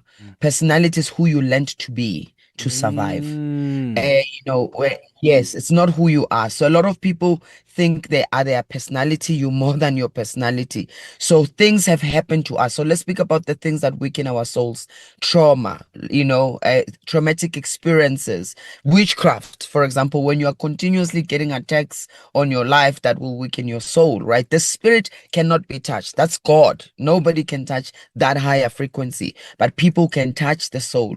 Tragedies that we experience, grief that we experience. So those things do affect the soul and weaken the soul. And even when the soul is communicating what the spirit is talking, it doesn't hear louder because you are in grief. It doesn't hear louder because you've been abandoned. It doesn't hear louder because you've been rejected. And like you said, it starts with the small acts of not good, right? It starts with the small acts of what we would call sin in a religious term, but sin means misalignment. So when you misalign, if you don't go back into aligning requires healing. Aligning requires presence and grounding work. How do I pay attention to my breath? My breath reminds me of my body. My body reminds me that I can feel. Then when I can feel, I'm sad. I feel sad. I'm feeling this. I'm feeling those things, So we think people just become, evil, but evil is bred by society. That's why in African spirituality, when somebody does an evil deed, it's a reflection of the society that they come from. So we would have to review what our customs, what our culture, what have we not done to really create an environment where the soul can thrive. Where is the village? What went wrong with the village that raised this child that became a monster who's now a serial rapist? So how do you know then that your soul is thriving? How one knows that their soul is thriving, one is that you feel content. A lot of us are not. We live our lives. We can have check boxes of everything, but there's no contentment. Peace is not cultivated from what you attain or achieve, but peace is being comfortable with who you are. We know that your soul is content when you don't have to apologize for being yourself, where you can authentically and truthfully live your life, where it's the sunrise is the most beautiful thing where one can experience. And how do we know that somebody is not content is when they're always in the chasing, when it's the next car and the next latest phone and all of that. So we know that there's a misalignment there, and these are the things that lead people to, to committing, crazy things on earth. But we live in a society of consumerism. We don't live in a society where we celebrate people just being alive, just you are enough as you are, breathing. We no longer have places of communion. I mean, with the modern life, everything is so fast, but we don't sit around the table and eat together, pray together, check in with each other. How is your heart? How have you been? Not how are you? I'm fine, of course, everyone would say that, but how have you been? How is your heart? We don't wake up and check in with ourselves. When we wake up, the alarm goes off, we're out of bed, we are onto our phone to check our to-do list, but you don't check with your body, because when you are sleeping, when you are at rest, your spirit is awake, so it travels right into realms, and then when it returns, the soul must recall those experiences. So some of the experiences are tragic, some of those experiences are horrible. It's the things that your soul did in the past that it must clear in this lifetime. So therefore what happens is, as the soul reminds the body, there is a a disconnect or a trauma that happens. So can you imagine when you get up with that, you have not fully landed. Your spirit and soul has not fully landed into the body when your body was at rest. So then you go out of the car and boo, you find yourself into a car accident, and it becomes a series of misfortune. And sometimes it's things that life is happening at us, but life is happening with us. So it's important for people to have their own grounding practices. When you're not feeling okay, it's not just speaking that I'm not okay.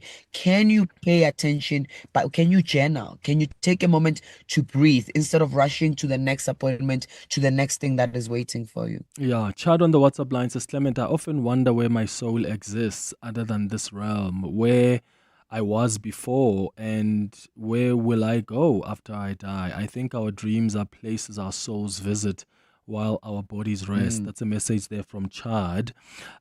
So is the soul or spirit something that belongs solely to an individual, or is it always tied to a family or ancestry as well? So as souls, we choose families to be born into.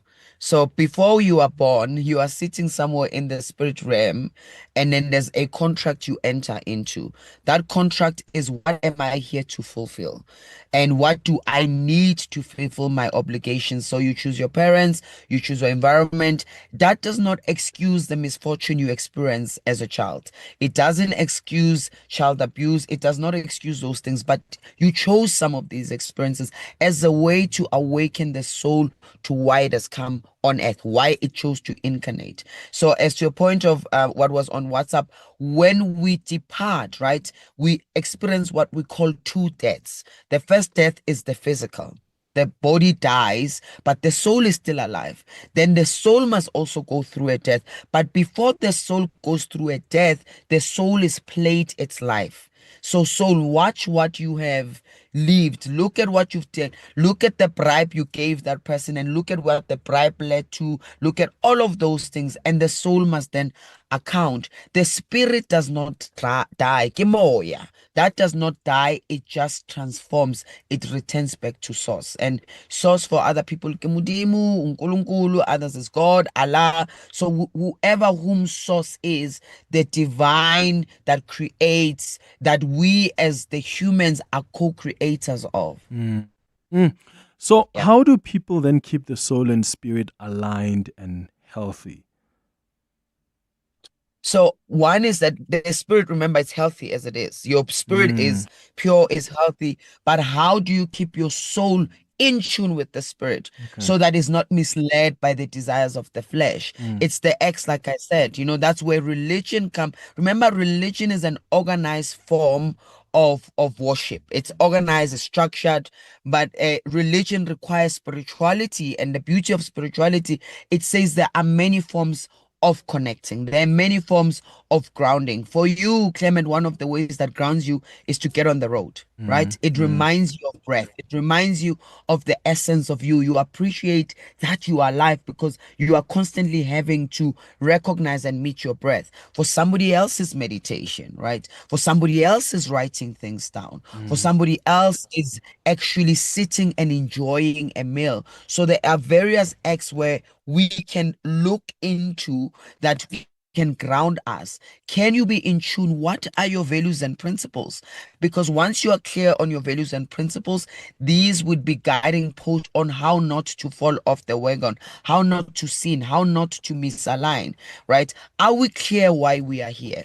A lot of us just survive. We're not living life. And that's why we're not thriving. And that's why we'll keep on chasing. And that's where we start to misalign, because you are finding yourself in everything because you don't know who you are outside your personality of I am loud, I am talkative, I am intelligent. Some of these personality traits are what we needed to get or learn to survive traumatic experiences we've encountered as children. Somebody says, I speak like this, I'm loud like this, I get easily angered. That is your survivor. That's the shadow that you needed to build to survive. Otherwise, you've not pulled through those experiences, Sure. So, in African traditional healing, certain illnesses are said to be caused not just by the body being sick, but by maybe the soul being grieved, or maybe, spirit being disturbed. And in fact, it's not just in African traditional healing, because I've read a book about medical intuition, like Caroline Miss, who's written a book, The Anatomy of the Spirit, also speaks about this. So is it possible that some of the illnesses we face may be as a result of the soul or spirit, or soul is harmed? I don't know if, as you said, the spirit is your purest form, if that can be harmed or weakened too. Is that a possibility? No. Spirit cannot be. Yeah, there is. So remember, spirit, we kept it as life force, breath, God in you. Then soul does get harmed, and we spoke about the things that weaken the soul. So things like trauma, for example, would weaken the soul. And it's not only, that's why in African spirituality you hear things that, the ancestors are asking. Remember, the soul is connected. It's the memory box. It's where your Akashic records of the lives you have lived with other families and other lineages, including this lifetime, but also where you've kept your childhood memories. So when we go through trauma, we go through what we call the 4 Fs, right? Fs, flight, fight, fawn, and freeze. So when we have been through intense trauma where we shut down our human brain, we shut down our animal brain, which is to run and either fight through, we get into the reptilian brain. So in spirituality, we call it a miasma. So there's people who have what we call frozen traumas, and it's not only traumas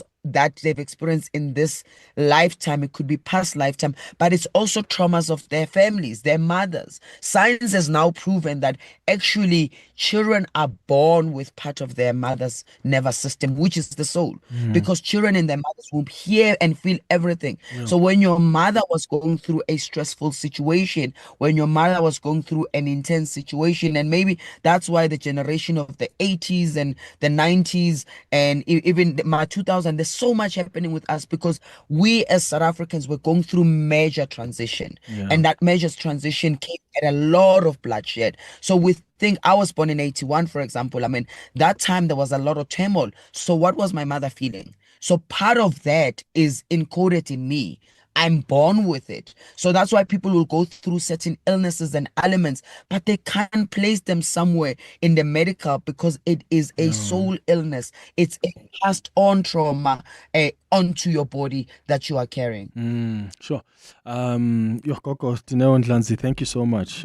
Always so insightful chatting to you. Really appreciate it. She's an African spiritual healer and teacher talking to us about the spirit and soul as part of our series looking at things that science can't really explain. It's 11 o'clock. Saddle up for springtime success with Hollywood Bets. Experience the thrill of the turf and take a shot at a share of 100,000 Rand in cash and betting vouchers. All you have to do is bet 50 Rand or more on any horse racing meeting online or visit your nearest branch to enter.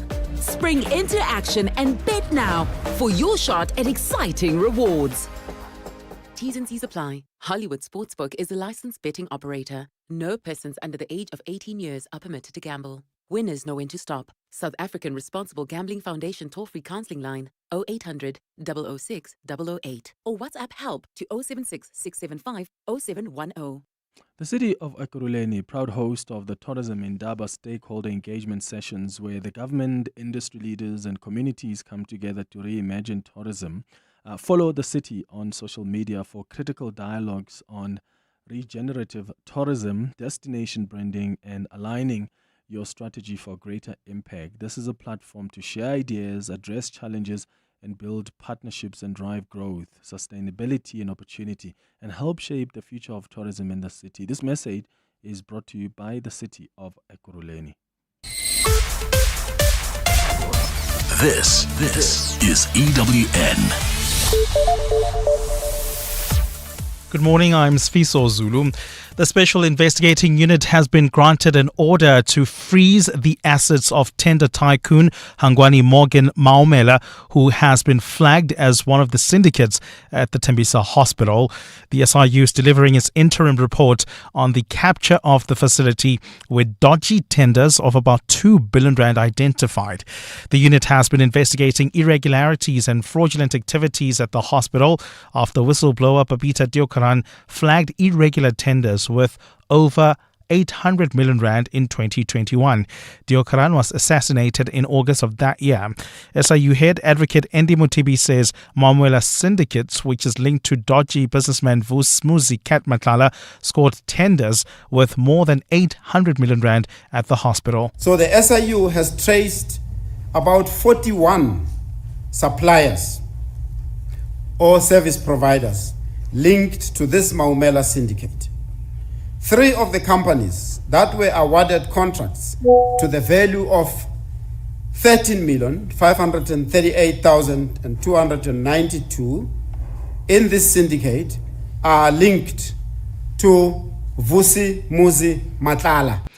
Embattled crime intelligence boss Dumisani Khumalo will make an application for some of his evidence to be heard in camera, that's in private. Khumalo is currently testifying before the Commission in Pretoria. He says he will address allegations of infiltration of the criminal justice system by organised crime and the police ministry, as well as efforts to have the KZN political killings task team disbanded.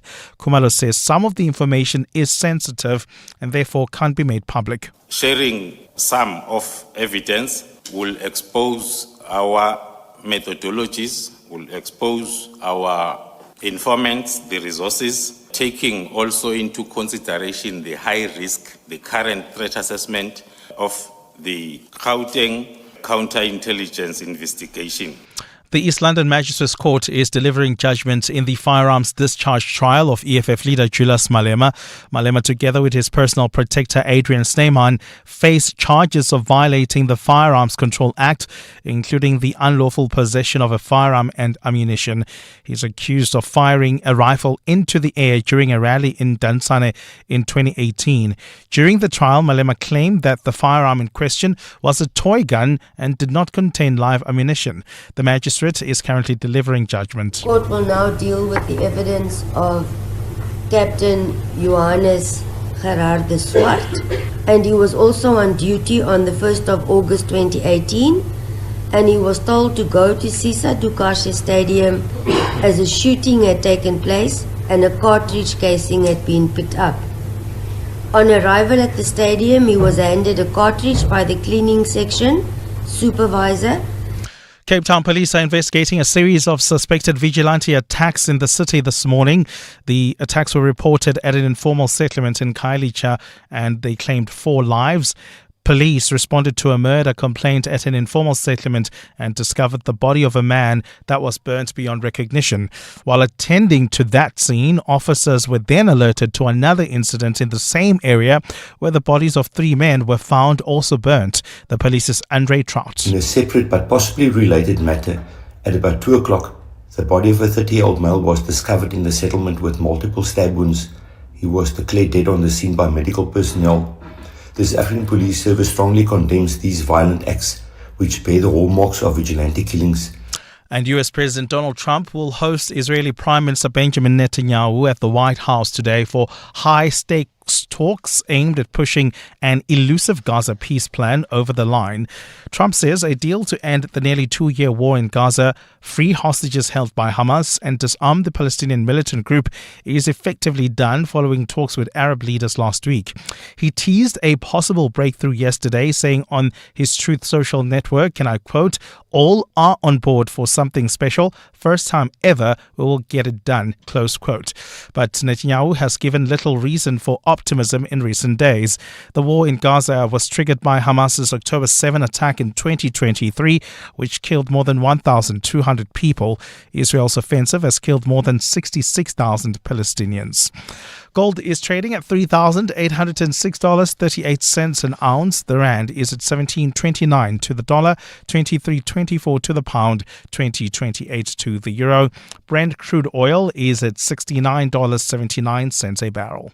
There's been an accident on the R24 West near the N12 merge, causing delays coming out of Edenville Road while travelling on the N3 North. Some delays between the Marlborough Drive and the Baklu Interchange roadworks are taking place there. Traffic lights are out of order in Santon at the M1 and Greyston Drive, causing some delays. Please be patient if you're travelling along this route. Well, in the city of Tshwane Centurion, that accident we spoke about earlier along the N14 North has been cleared. Traffic is now flowing. You're free to use use the road.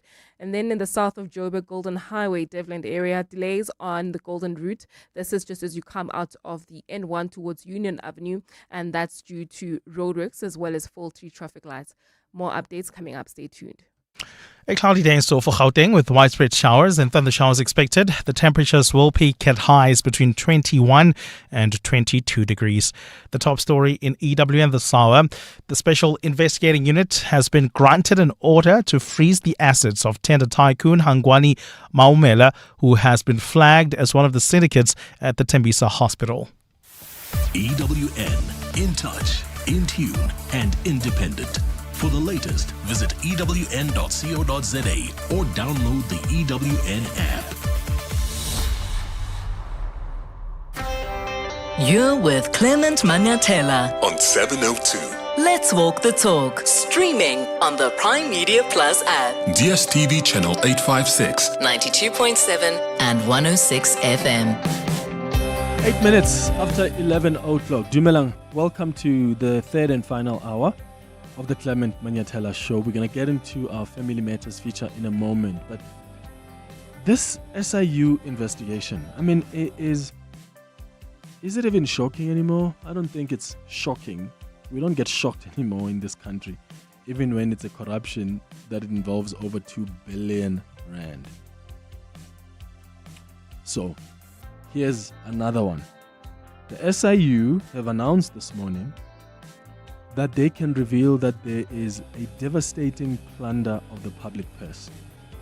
They have found in their probe, because they were probing the contracts that were issued from the Tembisa Hospital, they have uncovered 3 coordinated syndicates responsible for the looting of over 2 billion rand. Guys, that's not 2 million rand, that's not 20 million rand, that's not 200 million rand. 2 billion rand. This is a staggering sum of money. And this is what was intended for the provision of healthcare to the most vulnerable, but instead it was ruthlessly siphoned off through a complex web of fraud and corruption. How is this not the betrayal of the nation's trust? Oh, guess who's involved? Just take a guess. This syndicate that has looted 2 billion rand from Tembisa Hospital, who are the names that the SIU is mentioning? Mongen Hangwani, Mulaudzi, and Ket Matlala. These are the people that are being mentioned as being involved in this syndicate that has siphoned 2 billion rand from the Tembisa Hospital. They got tenders. So it's very easy. What you do is you just get people to register companies, or you use your many companies, or you bring in people and say, hey, come through. We're going to get this tender. You come in as this person. We'll come in as this person. But actually, when you look at it, all these many companies that were bidding for tenders actually are being run by the same people. And that's what the SIU has managed to uncover. Apparently, there are also some people that are still working at Tembisa Hospital right now as we speak that were involved in this misappropriation of 2 billion rand that was meant for healthcare at the Tembisa Hospital. So what the SIU has done now is refer, I think, about a couple of cases. I'm forgetting the number now, but they've referred a number of cases for disciplinary hearing for some people that are still working at Tembisa Hospital who helped facilitate for this 2 billion rand to be looted. How crazy is it that at the Madlanga Commission, you've got Dumisani Khumalo, who is the head of crime intelligence and was the convener of the task team, talking about a criminal syndicate that involved Ket Matlala, who was being protected by high-flying professionals, politicians. That's what Dumisani Khumalo has even said this morning at the commission. He says there are politicians that were protecting these criminals, as alleged by Mkhwanazi and him.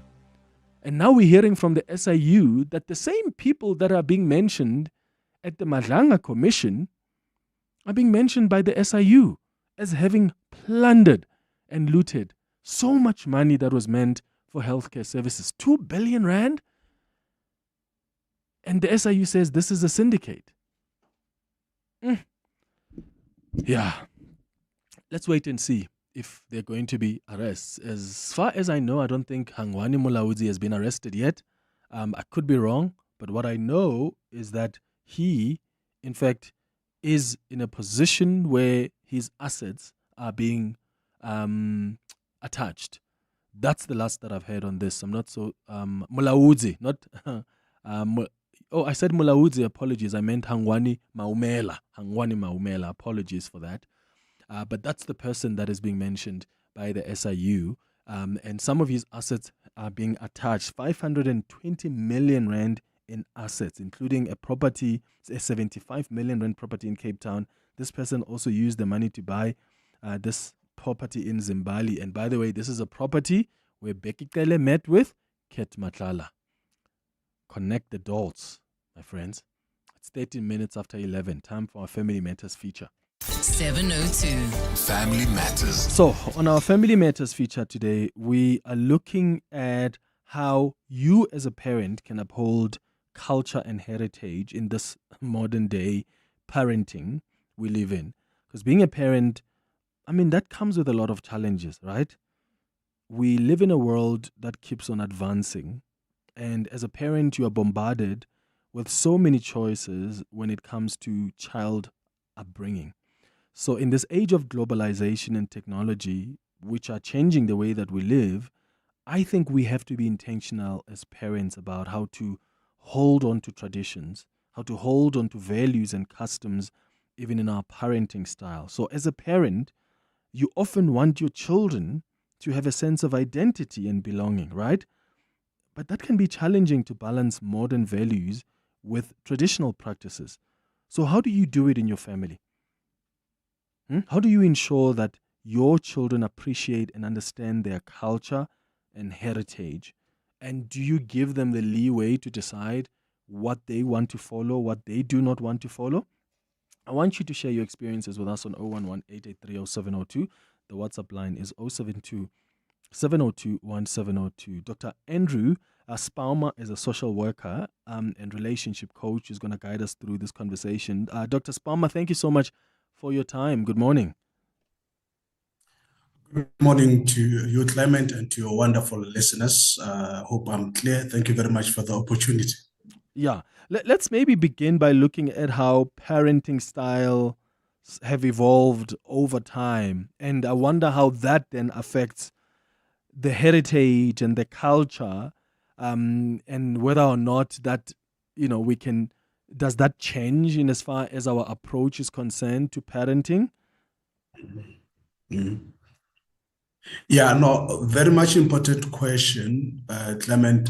When we look at parent, obviously it has evolved, but we cannot talk about parenting evolving without understanding the dynamics and the value of the colonizers, how they've colonized. And remember that when we were colonized, we were made to lose touch of certain values, cultural practices that were important for ourselves as Black people in the country. And also when a teenager scroll down TikTok or Instagram, they connect with the global culture, which then influences also how we parent. And if we look at how technology has changed, as many parents that were born in the 2000, and as some children are born now, that also influenced the way we will look at culture and the traditions that we are passing from generation to generation. But the important thing, Clement, is to understand our roots, to teach our children to understand our roots, where they come from, how did we arrive here, in order for us to be able to determine where we want to go in life. Okay.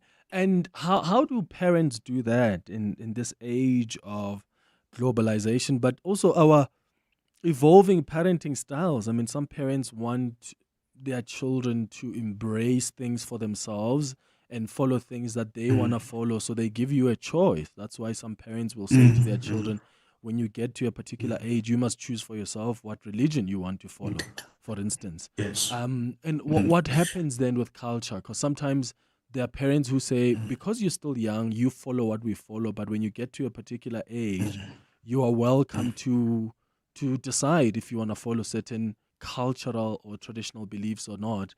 Is that the best way to do it? Yes. Look, when we define culture at Clement, we look at shared values, practices, and ways of life that shape how people think and behave. And I believe that as someone that has done journalism, the first thing that you did in your first years, they will always give you the history of journalism. And if as a first year student, you will think to yourself, but why is this important? Because the idea is to make sure that when you come to the level where you make your own choice on the kind of journalism you want to follow, you understand where this concept is coming from. And that also applies as we raise children. We need to arm our children with every possible resources for them to make informed decisions about the future. Though I might have chosen a particular path that I want to take in life, I will grow my child in that, but I should be open-minded enough to allow them to make their own choices, but will be also the foundation, obviously, is what I have taught them. And that should be also about values. And we talk about tradition as well, that we inherit certain traditions, and that comes in the form of language and historical memories that were passed from generation. And that is also important because the children will understand who we are, where we come from, what we have learned, and what we can pass. And that will help us to avoid things like, we talk about the issues of genocide that are happening. We talk about the history of apartheid in South Africa. We talk about many things that are happening. That is history in making. And one day we'll have to explain this history. And that will also help our children to make informed decisions. Lastly, on that, it is also important for parents to teach their children about their own history, where they come from, how they grew up, what they have went through, because then it will help the children understand certain decisions that parents are making and why will they emphasize where your parents emphasize the importance of education, the importance of doing certain rituals. It comes from that background.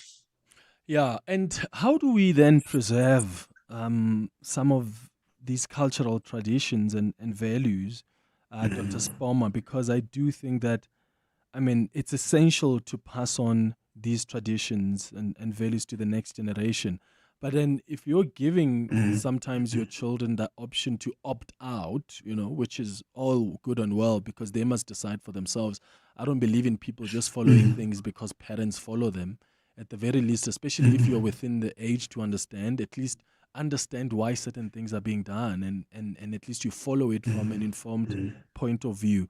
But if we are saying, okay, you choose whether you want to follow this or not, are we not then worried about how these cultural traditions and values are now going to be lost in the process?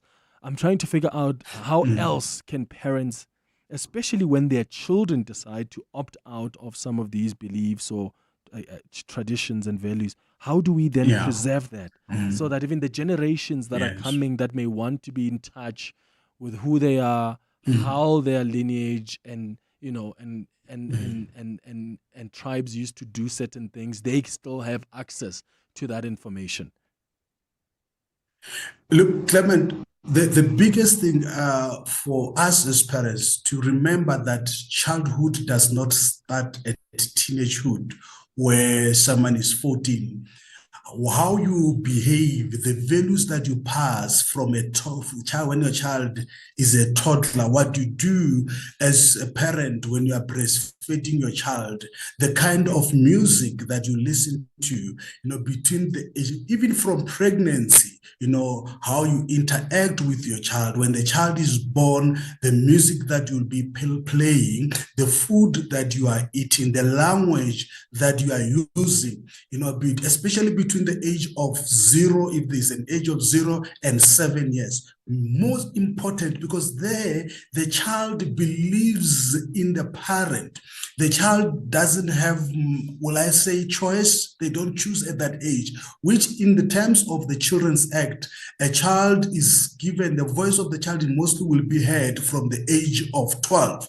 So between the 0 and 12, it is very much important for parents to start practicing their culture, their tradition, to pass those values. Don't wait until the child is 14, when the child is 18, because at 18, that is when they are now considered adults, where they make their own choices. But those choices will be based on the values and the tradition that you have passed as a parent between the age of 0 and 12, or even between the age of 0 and 7, which are very much important.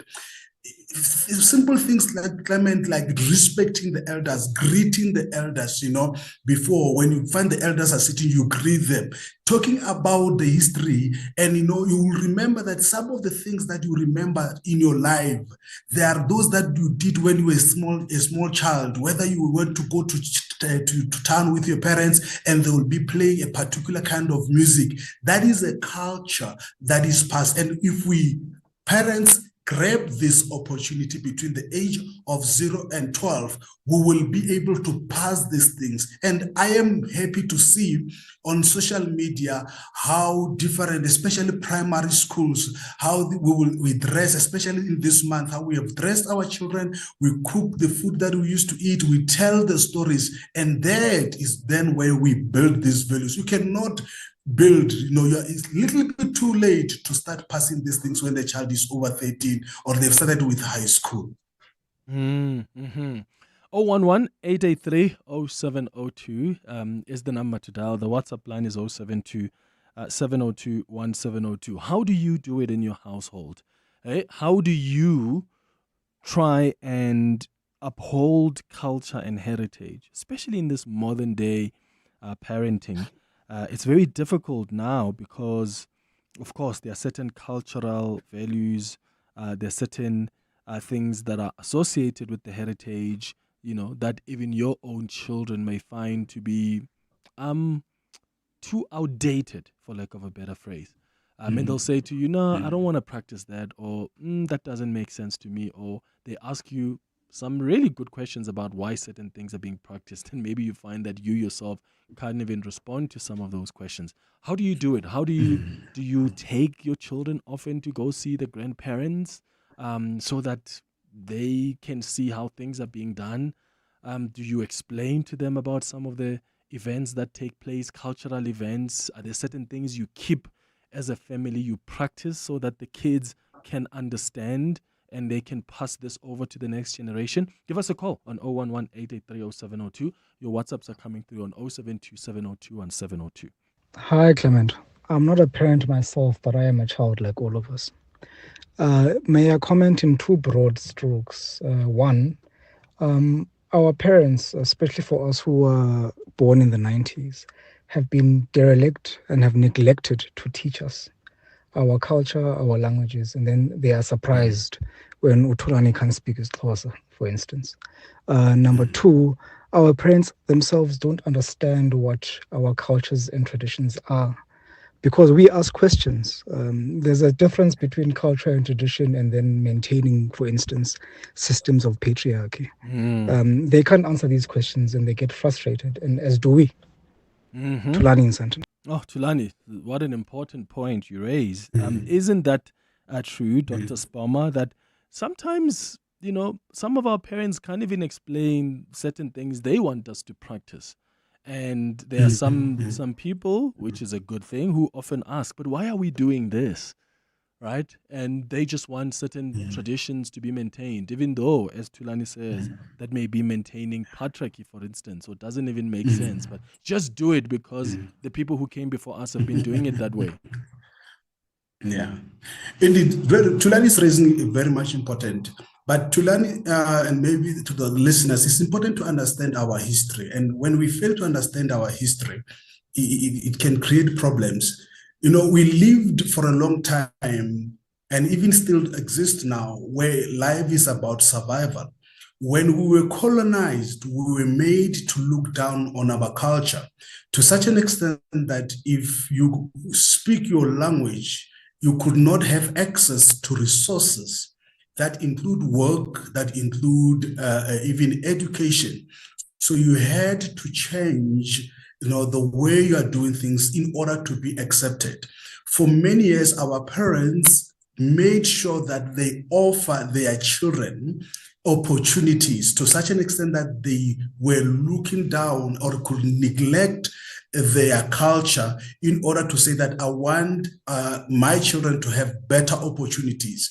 And that has gone on for some generation. I mean, even from 94, even now, to go to a school that will not even recognize your culture is looked at as a good thing. To speak English at the expense of your language, it's looked at as a good thing. You are even praised for that. And this has been passed from generation to generation. Even now, as we speak, we'll prefer that your child speak English, and we clap hands for a child that speaks English than a child that will speak Spanish. And that now, language in itself is a very powerful tool to transmit culture and traditions. And that has impacted even how we parent. But there's an opportunity through the Ministry of Arts and Culture, through this month on the 24th, when we celebrate Heritage Day as the country, to say, let's start consciousizing. It will not change now, but the more our children grow having resources, because when they've got resources, they're able to make better choices, because we are now changing. It's a slow pace. Children are starting to like their African music. They started to listen to some music that are coming. And remember that culture evolves, and it's important to teach where these things are coming from so that we can make a better preparation for the future. Yeah. Let me take Luchaba quickly, who's calling from Johannesburg. Luchaba, good morning. Clement, how are you? I'm all right, man. Go ahead.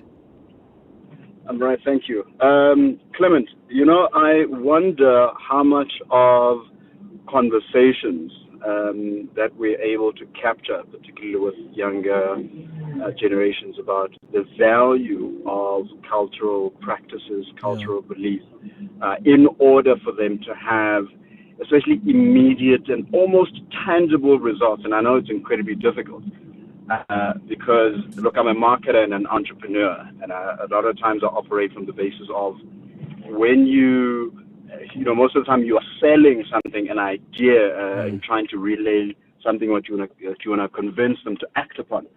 But I don't know if, we have enough conversations as Africans, particularly Black people, around, what is the value, and how do we, practically demonstrate that so that the younger generations are getting an almost, unfortunately, an almost immediate sense of what that value is and what the benefit of that is to them. Unfortunately, we live in a world where things are very immediate, and there's a culture of immediacy. So there might be a challenge where we're trying to relay, the value of culture and all these beliefs without a tangible and a practical example of what that means. Yeah. And I believe there's an opportunity to do that. And also this as in a market, as an entrepreneur, right? Where I believe, and in my practice, you sell these ideas as, the idea that corporate and brands have a role to play in people's lives beyond their core products and services. Yeah. And I don't know, as a marketer, as an entrepreneur, I struggle to define that, particularly from a cultural perspective. But there's an opportunity that, I'll salute you for facilitating this conversation today. There's perhaps, more platforms to keep it on an ongoing basis so that we create this vocabulary. Yeah. But, I'd love to understand, especially from the elders, what is it that practically we can say immediately, what you say is the benefit of practicing cultural beliefs. Yeah. Let's say just speaking your home language, for instance. We know almost metaphysically and spiritually what that means, but not almost as practically and as immediately. And there might be a challenge. Look, wherever there's a challenge, there's a solution, right? So I think there may be an opportunity, and I'd love to understand practically how do we say this is the benefit of practicing cultural belief? Yeah, listen, Lechaba, let me put it out to everybody out there, in fact, because I attach value differently to how other people may attach that value. But Luchaba, I think you're raising an important point about the value. And that's exactly what the parents often need to be able to demonstrate even to their children. When you are trying to get them to understand these cultural beliefs more, you need to be able to say, look at, this is the value we've derived. This was the benefit for us, right? But is that even possible? Because some parents can't even explain to you why they want you to practice certain things that they have practiced. So what's that value for you, as Luchaba is asking? Give us a call or send us a WhatsApp voice note. And once again, these are different cultures we're talking about, right?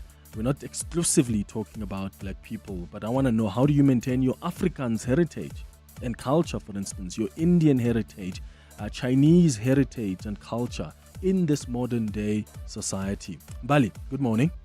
Thanks, Clement. Good morning. President Cyril Ramaphosa has announced the establishment of an inquiry to assess the fitness of Advocate Andrew Chauke to hold office as Director of Public Prosecutions. Chauke, the head of the NPA in Gauteng, was suspended in July pending an inquiry.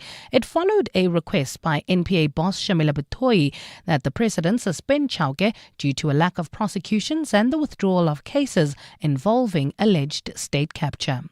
The Special Investigating Unit has been granted an order to freeze the assets of tender tycoon Hangwani Maumela. Maumela has been identified as one of those involved in syndicates that siphoned funds from the Tembisa Hospital.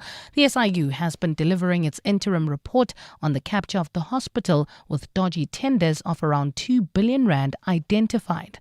And the East London Magistrates Court is delivering judgment in the firearms discharge trial of EFF leader Julius Malema. Malema, together with his personal protector Adrian Snyman, faces charges of violating the Firearms Control Act, including the unlawful possession of a firearm as well as ammunition. He is accused of firing a rifle into the air during a rally in Mdantsane in the Eastern Cape in 2018. Those are the headlines this EWN and more at midday or as it happens. EWN Traffic. Traveling in Lakefield, Benoni, we've got an accident reported on the N12 West. It happened right near Atlas Road. It is causing delays. Please be on the lookout there. While traveling on the R24 West, more traffic delays between Edenville Road and the Goodies interchange. There's also traffic that's heavily backed up on the N3 North between Marlborough Drive and the Baklu turn off. While traveling in Midrand, Olifantsfontein Road, an accident reported near the N1 exit causing delays. Please be on the lookout there. And if you are traveling towards Amalgam, expect delays on the M2 West between the Crown Interchange and Main Reef Road. In Devland, we still have got delays on the Golden Highway. This is between the N1 and Union Avenue, and that's due to the faulty traffic lights as well as roadworks that are taking place along this route. Please be on the lookout and drive with care. That's your last traffic update from me, Amo Ramela. Otherwise, Karabu Jale will have your next traffic update from 12 o'clock onwards. Stay tuned. There's more EWN on air, online, and on the EWN app. PG Glass Repair, PG Glass Replace. Hi, I'm Komoto, PG Glass Technician. At PG Glass, we keep your windscreen chip-free and crystal clear. Choose PG Glass, quality you can trust. Visit pg.co.za. Backed by popular demand, legendary jazz icon Kenny G will be performing at the Super Bowl at Sun City on Friday, the 3rd of October. Get ready for an unforgettable night of timeless hits and pure musical magic. Get your tickets from webtickets.co.za. Brought to you by Breakout Events and 702. To walk the talk is to turn words into meaningful actions. And it's what we at 702 are committed to doing every day. We are also committed to following the rules set out by the Broadcasting Complaints Commission's Code of Conduct to give you balanced programming, fair comments, and accurate news. But if we stumble along the way and you feel we are not living up to the code, let us know on comment@702.co.za. And if after that you're still not happy, you can direct your complaint in writing to the Broadcasting Complaints Commission. Email bccsa@nabsa.co.za. For more, Visit bccsa.co.za. On Tuesday, 30 September, the city of Ekurhuleni is hosting the Ekurhuleni Tourism Stakeholder Engagement Sessions, a powerful platform where the government, industry leaders, and communities come together to reimagine tourism. Clement Manyathela will be the program director and will also broadcast his show live from the engagement sessions at the Alberton City Centre between 9 a.m. and midday. Make sure to tune in to 702 if you don't want to miss any of the ideas, challenges addressed, and valuable discussions. City of Ekurhuleni, a partnership that works. 702. Family Matters. 23 minutes before 12 o'clock. We're having a conversation on our Family Matters feature this morning about culture and heritage in this modern day society. How do you uphold that as a parent? Give us a call on 011-883-0702. We've got your WhatsApps as well coming through on 072-702-1702 that I'll get to. How do you uphold culture and heritage? Because we live in a society that's evolving. I mean, culture itself has been evolving. So in this age of globalization and technology, these things are changing our lives. So how do you hold on to the traditions and the values and customs in your parenting style? And maybe for you, this is not a big deal, right? How do you manage it in your household? Is culture and heritage a big thing? 011-883-0702. Your WhatsApp's on 072-702-1702. Dr. Andrew Spoma is a social work lecturer at UNISA who's guiding us through this conversation. I want to talk, maybe in fact, Dr. Spoma, let me ask you the question that Luchaba was asking earlier on around the value that you derive from practicing, whether it's the culture or the values that, that come with the heritage and the culture. And of course, this is going to differ from one person to the next. But I think what Luchaba is asking is exactly the question that most young people often ask when they are told, this is what you should do when you pay lobola, or this is what you should do on this specific day. This is how you speak to the ancestors. And they ask, but what value does it add to my life? And sometimes parents fail to articulate that, which is why then these young ones would say, I don't see value in that, so therefore I'm not going to practice it. Yeah. No, I think you're right to, even the young people are right to question it. I just want to mention that we grew up in an era where you could not question your parents. And this is not about blacks. It goes up about many cultures of all people that you could not question them. Other things that influences how you question, that as a child, once you start questioning the instruction of your parents, you'll be punished. And that has resulted in many parents that are parenting now not having answers to the generation that asks questions.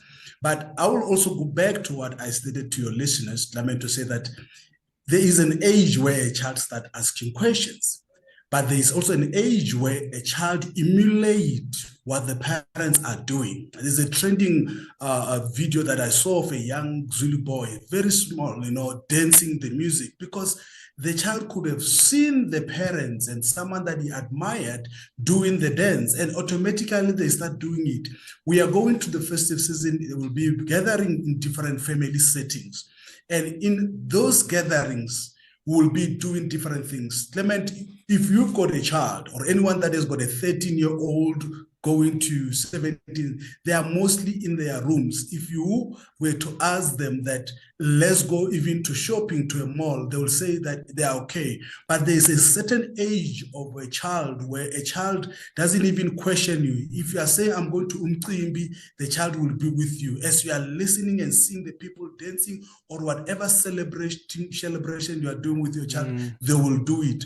But when they come to a particular age where they are asking questions, you are able to answer because you have laid the foundation. When there is no proper foundation, we will have questions that we will not be able to answer, but we build up. This is a process. It's not a one-time thing. When a child is 16 and you start talking about the importance of practicing certain things because it's a must, that's how my parents did it, we must do it. It does not work that way with this generation.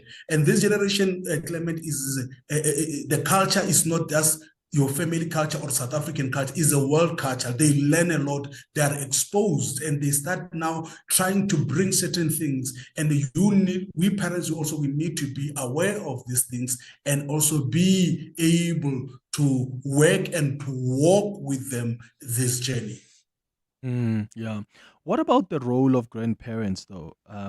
What role do grandparents and even other elderly family members play in passing down the cultural heritage? Because I did find that I learned a lot about my culture and heritage from my grandparents. So whenever we would be sent there to go visit them, the stories that they tell us, observing how they do things, that played a key role.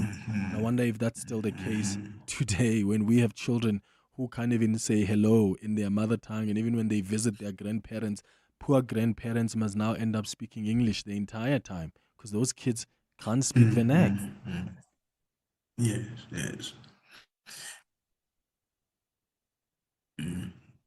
Yes, Dr. Spawner. I was asking about that role. What do you see them playing a significant role? The grandparents or elderly family members? The elderly play an important role, Clement, in our children. You know, that time where you interact with them, that time where they tell the stories. Because if we don't tell the story, and this is the African way of oncology, where we teach people about telling the stories. We teach people by visiting certain important monuments, be it in the family, be it, visiting where you grew up. And as you go visit there, and your parents, you tell them about how you used to do things. The children, it builds in the children, and they are able to pass certain important information to their grandchildren. And even if you can find that your parents, because of work, you have put them in an old age home, make time to go and visit them there, and then listen to them where you tell the stories, where they can tell, and allow the children to ask questions, to interact with their grandparents, because it's very much important. Time is very short, and we cannot continue to have them.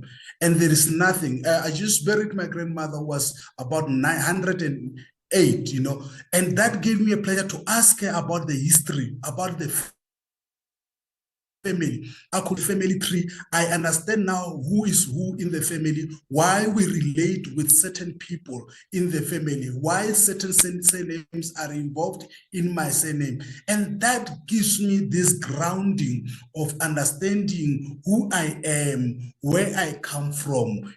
Someone might ask, but your surname is Palmer. Yes, I understand, because I understand where I relate with other family members and even relatives that I did not even understand, but sitting down with my grandmother gave me that opportunity. Yeah. Okay, it's 15 minutes now before 12 o'clock. Let's go to some WhatsApp voice notes. Hello, it's Kevin from Road Report.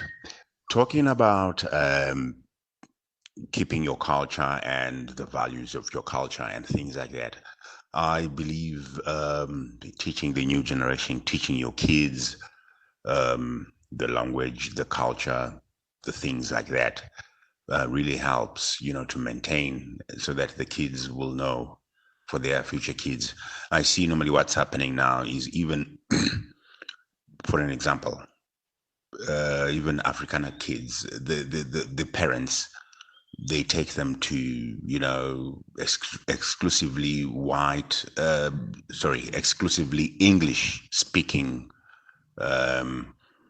schools and things like that. You are losing. I've seen Afrikaner kids and heard Afrikaner kids, they can't even speak Afrikaans. They speak English. So yeah, at times I think to maintain that culture is to instill it in the kids for the future generations. Thank you. Yeah, and that's why I said that this is actually applicable across the board, right? It's not just the Afrikaner community. It's not just, the black community. That's why I'm asking. Maybe, you are worried about this, right? Maybe you're worried about your Indian heritage. Maybe you're worried about your Chinese, cultural practices. How do you keep that? And also, I'd like to hear from, because I know we've got listeners all around the world. Like, if you are living somewhere in London, in Amsterdam, you're living in Dubai, somewhere in Asia, in America, wherever you find yourself, wherever you're listening to us from, you're raising your kids from there, but you're from South Africa, how intentional are you about upholding and teaching them about the cultural values, about their heritage, especially in this modern day society? I'd like to hear from you. Hello, Buddha Clement. Now, on the question of that immediacy, where they want immediate, what is the benefit of? Now, I made him watch Kumbule Kaya repeatedly and Dozilame. I made him watch at least 5 episodes and see where, if sometimes if you neglect things, they will catch up with you in the future. So you've got nothing to lose by practicing it, because one day I'll not be there, and you're gonna be the one writing to Dozilame or to Kumbule Kaya. So make them watch those programs. It worked for me. Okay, so you are making them watch some programs that teaching them about their heritage. All right, I see that. And then there's some more WhatsApp coming through and some text as well. So let's take a quick ad break. We'll come back with more of your WhatsApps and calls. 12 minutes now before 12. This master doesn't just start. It wakes up. Anticipation. The wheel settles into your hands. Seat and mirrors adjust. You didn't ask. It just knew. Then the 3.3-liter turbo diesel clears its throat. And suddenly, you're flying, weaving through sunlight. Goosebumps on your commute. The feeling will find you in the Mazda CX-60. Wonder awaits. Big dreams, small budget? No problem. With Prime Media Credit, your business can be on 947, 702, KFM 94.5 and Cape Talk today and pay later. Flexible finance, maximum impact. Email advertise@primemedia.co.za. Prime Media Credit, powered by Bridgement. On Tuesday, 30 September, the city of Ekurhuleni is hosting the Ekurhuleni Tourism Stakeholder Engagement Sessions, a powerful platform where the government, industry leaders, and communities come together to reimagine tourism. Clement Manyathela will be the program director and will also broadcast his show live from the engagement sessions at the Alberton City Centre between 9 a.m. and midday. Make sure to tune in to 702 if you don't want to miss any of the ideas, challenges addressed, and valuable discussions. City of Ekurhuleni, a partnership that works. 702. Family Matters. 10 minutes before 12 o'clock. Let's go to some more of your WhatsApps coming through. Nomsa says, Clement, I see culture more as an identity and is mostly rooted in practice, tradition, and sometimes language. So in today's world, it's not necessarily always based on specific practices or traditions. Dress, if African children who are brought up overseas may not necessarily speak an African language, but through values, beliefs, and daily family traditions, they can feel and identify very strongly as Africans. Yeah, Nomsa, absolutely agree with that. Here's another WhatsApp. Clement's great conversation regarding culture. I've got a different take. How do we teach culture in a country that is so politically infested with, negativity? People are talking violence all the time. Instilling hate in each other. And these kids that are growing up, they also don't understand what's going on. It's like I myself, I'm a 50-year-old adult. I just don't know what's going on. I don't know what to teach my kids. Which part of the value system is it that I need to be teaching? And also when you look at our background, all of us are from mixed background, cultural background. Which culture supersedes the other? Or how do I separate one culture from the next as a way of saying I'm teaching a particular culture? So if you look at the political system, it doesn't allow us to do that. Yet at the same time, it's like a tug of war battle between what we need to be doing and how we should be doing it. I just don't know myself. I'm confused. Of course, what happens in your household, that's the control you have, right?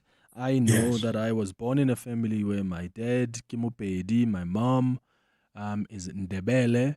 I understand both cultural beliefs and practices to an extent, because I have had the opportunity to live with my paternal grandmother, but also my dad has taught us some things at home, but also I've had the opportunity to be raised when I was young by my maternal grandparents. So I've also been able to, and I'm blessed to even speak both languages well. I understand certain practices well. Those I don't understand, I will ask. So I would say you've got control in your household. We all get confused. We get worried about what's happening around the world. But what are you doing in your household? Because you can't relegate the responsibility of parenting and teachings to school or to the Sunday school teachers, because that's where your child spends most of their time. What are you doing as a parent when those children are back at home? Because that is the control, at least, that you have. Dr. Spoma, I don't know if you've got anything else to say based on the voice notes that have come through.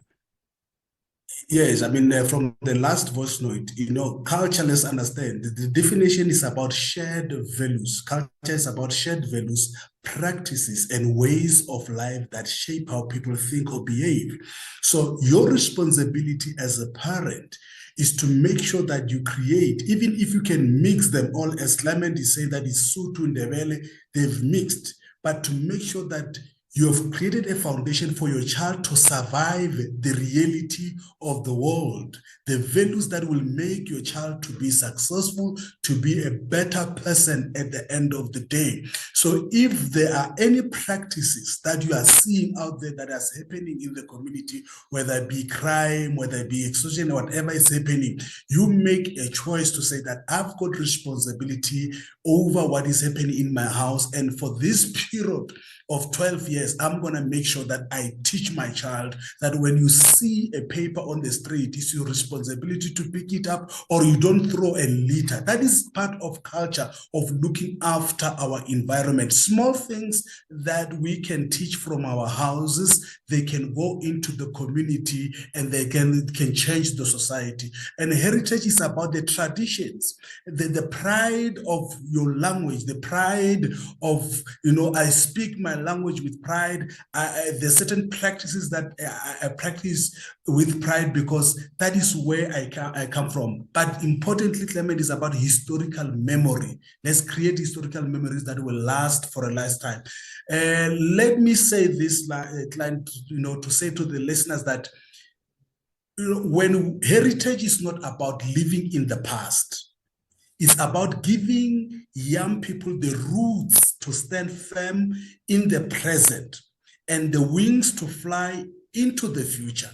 And if we raise teenagers who know their history, we raise adults who cannot be easily broken by life's challenges. So protecting our heritage is protecting their future. So if we protect their heritage, we will protect their future. And with that, we can build a better society no matter what happens around us. Because what happens around us, we cannot control. But what happens to us, what happens in our family, that we can control. Here's another one. Hi, Clement. I think what's really been a game changer for me was the nanny.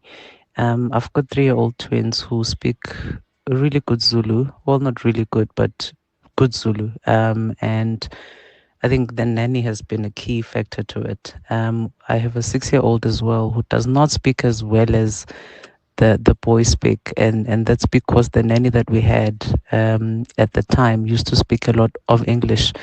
I think we shouldn't discount how much time kids spend with our nannies, and so I think that's been the greatest, that's been the game changer for us. We do speak it. I try and make sure that we speak our vernacular language at home as much as possible, but it's difficult. But we really try, and I've seen it work with my 3-year-olds.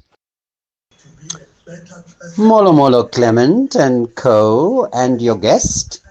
Reculture and heritage. Very interesting set of questions. It's Farouk from Observatory, Manjadog. I think it's parents who have abrogated the responsibility of what they need to do. So they let teachers or want teachers to be responsible for their children or other people, like caregivers. No, You teach and you educate, and young people imbibe and absorb by osmosis the good quality values that we as adults live through. That's my view. That's what happened to me. I didn't agree with everything because I used to get clapped often enough as well, but really, it is a parent's role. Ciao. Yeah, ciao, ciao. We didn't like being clapped, right? Dr. Andries Palmer, a social worker with UNISA, thank you so much for making time for us. It's 3 minutes before 12. The unmistakable voice of jazz and soul returns to South Africa. Gregory Porter joined the two-time Grammy Award winner for 3 intimate performances, now at Teatro Monte Casino on the 20th, 21st and 22nd of November, performing hits like Liquid Spirit, Hey Laura and many more. Don't miss one of the greatest voices of our time. Gregory Porter, live. Book now at showtime.co.za. The city of Ekurhuleni, proud host of the Tourism Indaba stakeholder engagement sessions, where the government, industry leaders and communities come together to reimagine tourism. Now follow the city on social media for critical dialogues on regenerative tourism, destination branding, and aligning their strategy for greater impact. This is a platform to share ideas, address challenges, and build partnerships that drive growth, sustainability, opportunity, and help shape the future of tourism in the city. This message is brought to you by the city of Ekurhuleni. Coming up on the Midday Report with Mandy Wiener. How are you doing, Mandy? Good, thank you. What's popping today on the Midday Report? So we've got the Madlanga Commission that's continuing today. The head of crime intelligence, Bongani Khumalo, is testifying. A big press conference, the SIU, revealing today that syndicates stole over 2 billion rand. Do we actually understand how crazy this is? That is an enormous amount of money. If you look at the fiscus and how much of that money could have gone to residents. And they buy Lamborghinis. Yeah. There's a 75 million rand property in in Bantry Bay that Bantry they Bay. purchased. Yeah. Yeah. So we'll hear more about that. A judgment in Julius Malema's firearms trial today. The president has ordered an inquiry into the suspended DPP Andrew Chauke's fitness to hold office. Now, I've been reporting on Andrew Chauke and the NPA for a long time. This was a long time coming. So finally some movement there. And then lots of sport this weekend. Did you watch the Ryder Cup? No, I didn't watch any sport this weekend. Ryder Cup was entertaining. Okay, we'll Very hear entertaining. the updates on the Midday Report with Mandy Wiener. Thank you for listening to the Monday edition of the Clement Manyathela Show. The show returns tomorrow between 9 and 12. Have a beautiful day, my friends. Bye-bye. This is EWN. Good afternoon, I'm Bali Dlamini. Suspended head of the National Prosecuting Authority in Gauteng, Advocate Andries Chauke, is set to face an inquiry into his fitness to hold office. It follows his suspension in July, almost 2 years since NPA head Shamila Patoi first wrote to the president requesting disciplinary action against him. Retired Constitutional Court Judge Bess Nkabinde will lead the probe in terms of the National Prosecuting Authority Act. Chauke has held that against him. Retired Constitutional Court Judge Bess Nkabinde will lead the probe in terms of the National Prosecuting Authority Act. Chauke has held that job since 2011, over which time he's faced several allegations of quashing prosecutions against the politically connected. Lindsay Dentlinger has more. Advocate Andrew Chauke's suspension 2 months ago was welcomed by several public interest groups and some political parties, following years of perceptions that his actions have been questionable. This includes withdrawing a murder case against former police crime intelligence head Richard Ndluli and pursuing racketeering charges against a former KwaZulu-Natal Hawks head, Johan Boysen, and a Cater Manor police unit, despite lack of evidence. Presidency spokesperson Vincent Magwenya says Judge Nkabinde will be assisted by Advocate Elizabeth Baloyi Mayer and attorney Tenjiwe Vilakazi in probing the claims. The inquiry will look into certain serious allegations regarding Advocate Chauke's fitness and propriety to hold office as a Director of Public Prosecutions and as a member of the National Prosecuting Authority. The last time an inquiry was held in terms of this provision of the Act, Nomgcobo Jiba and Lawrence Mkhwebi were both dismissed by Parliament in 2019. Lindsay Dentlinger, Eyewitness News. The Special Investigating Unit has been granted an order to freeze the assets of tender tycoon Hangwani Maumela. Maumela has been identified as being involved in syndicates which siphoned funds from the Tembisa hospital. The SIU has been delivering its interim report on the capture of the hospital with dodgy tenders of about 2 billion rand identified. The unit has been investigating irregularities and fraudulent activities after whistleblower Babita Deokaran flagged irregular tenders worth over 800 million rand in 2021. Deokaran was assassinated in August of that year. SIU head advocate Endi Mutibi says Maumela's syndicate, which is linked to dodgy businessman Vusimuzi Matlala, scored tenders worth over 800 million rand at the hospital. So the SIU has traced about 41 suppliers or service providers linked to this Maumela syndicate.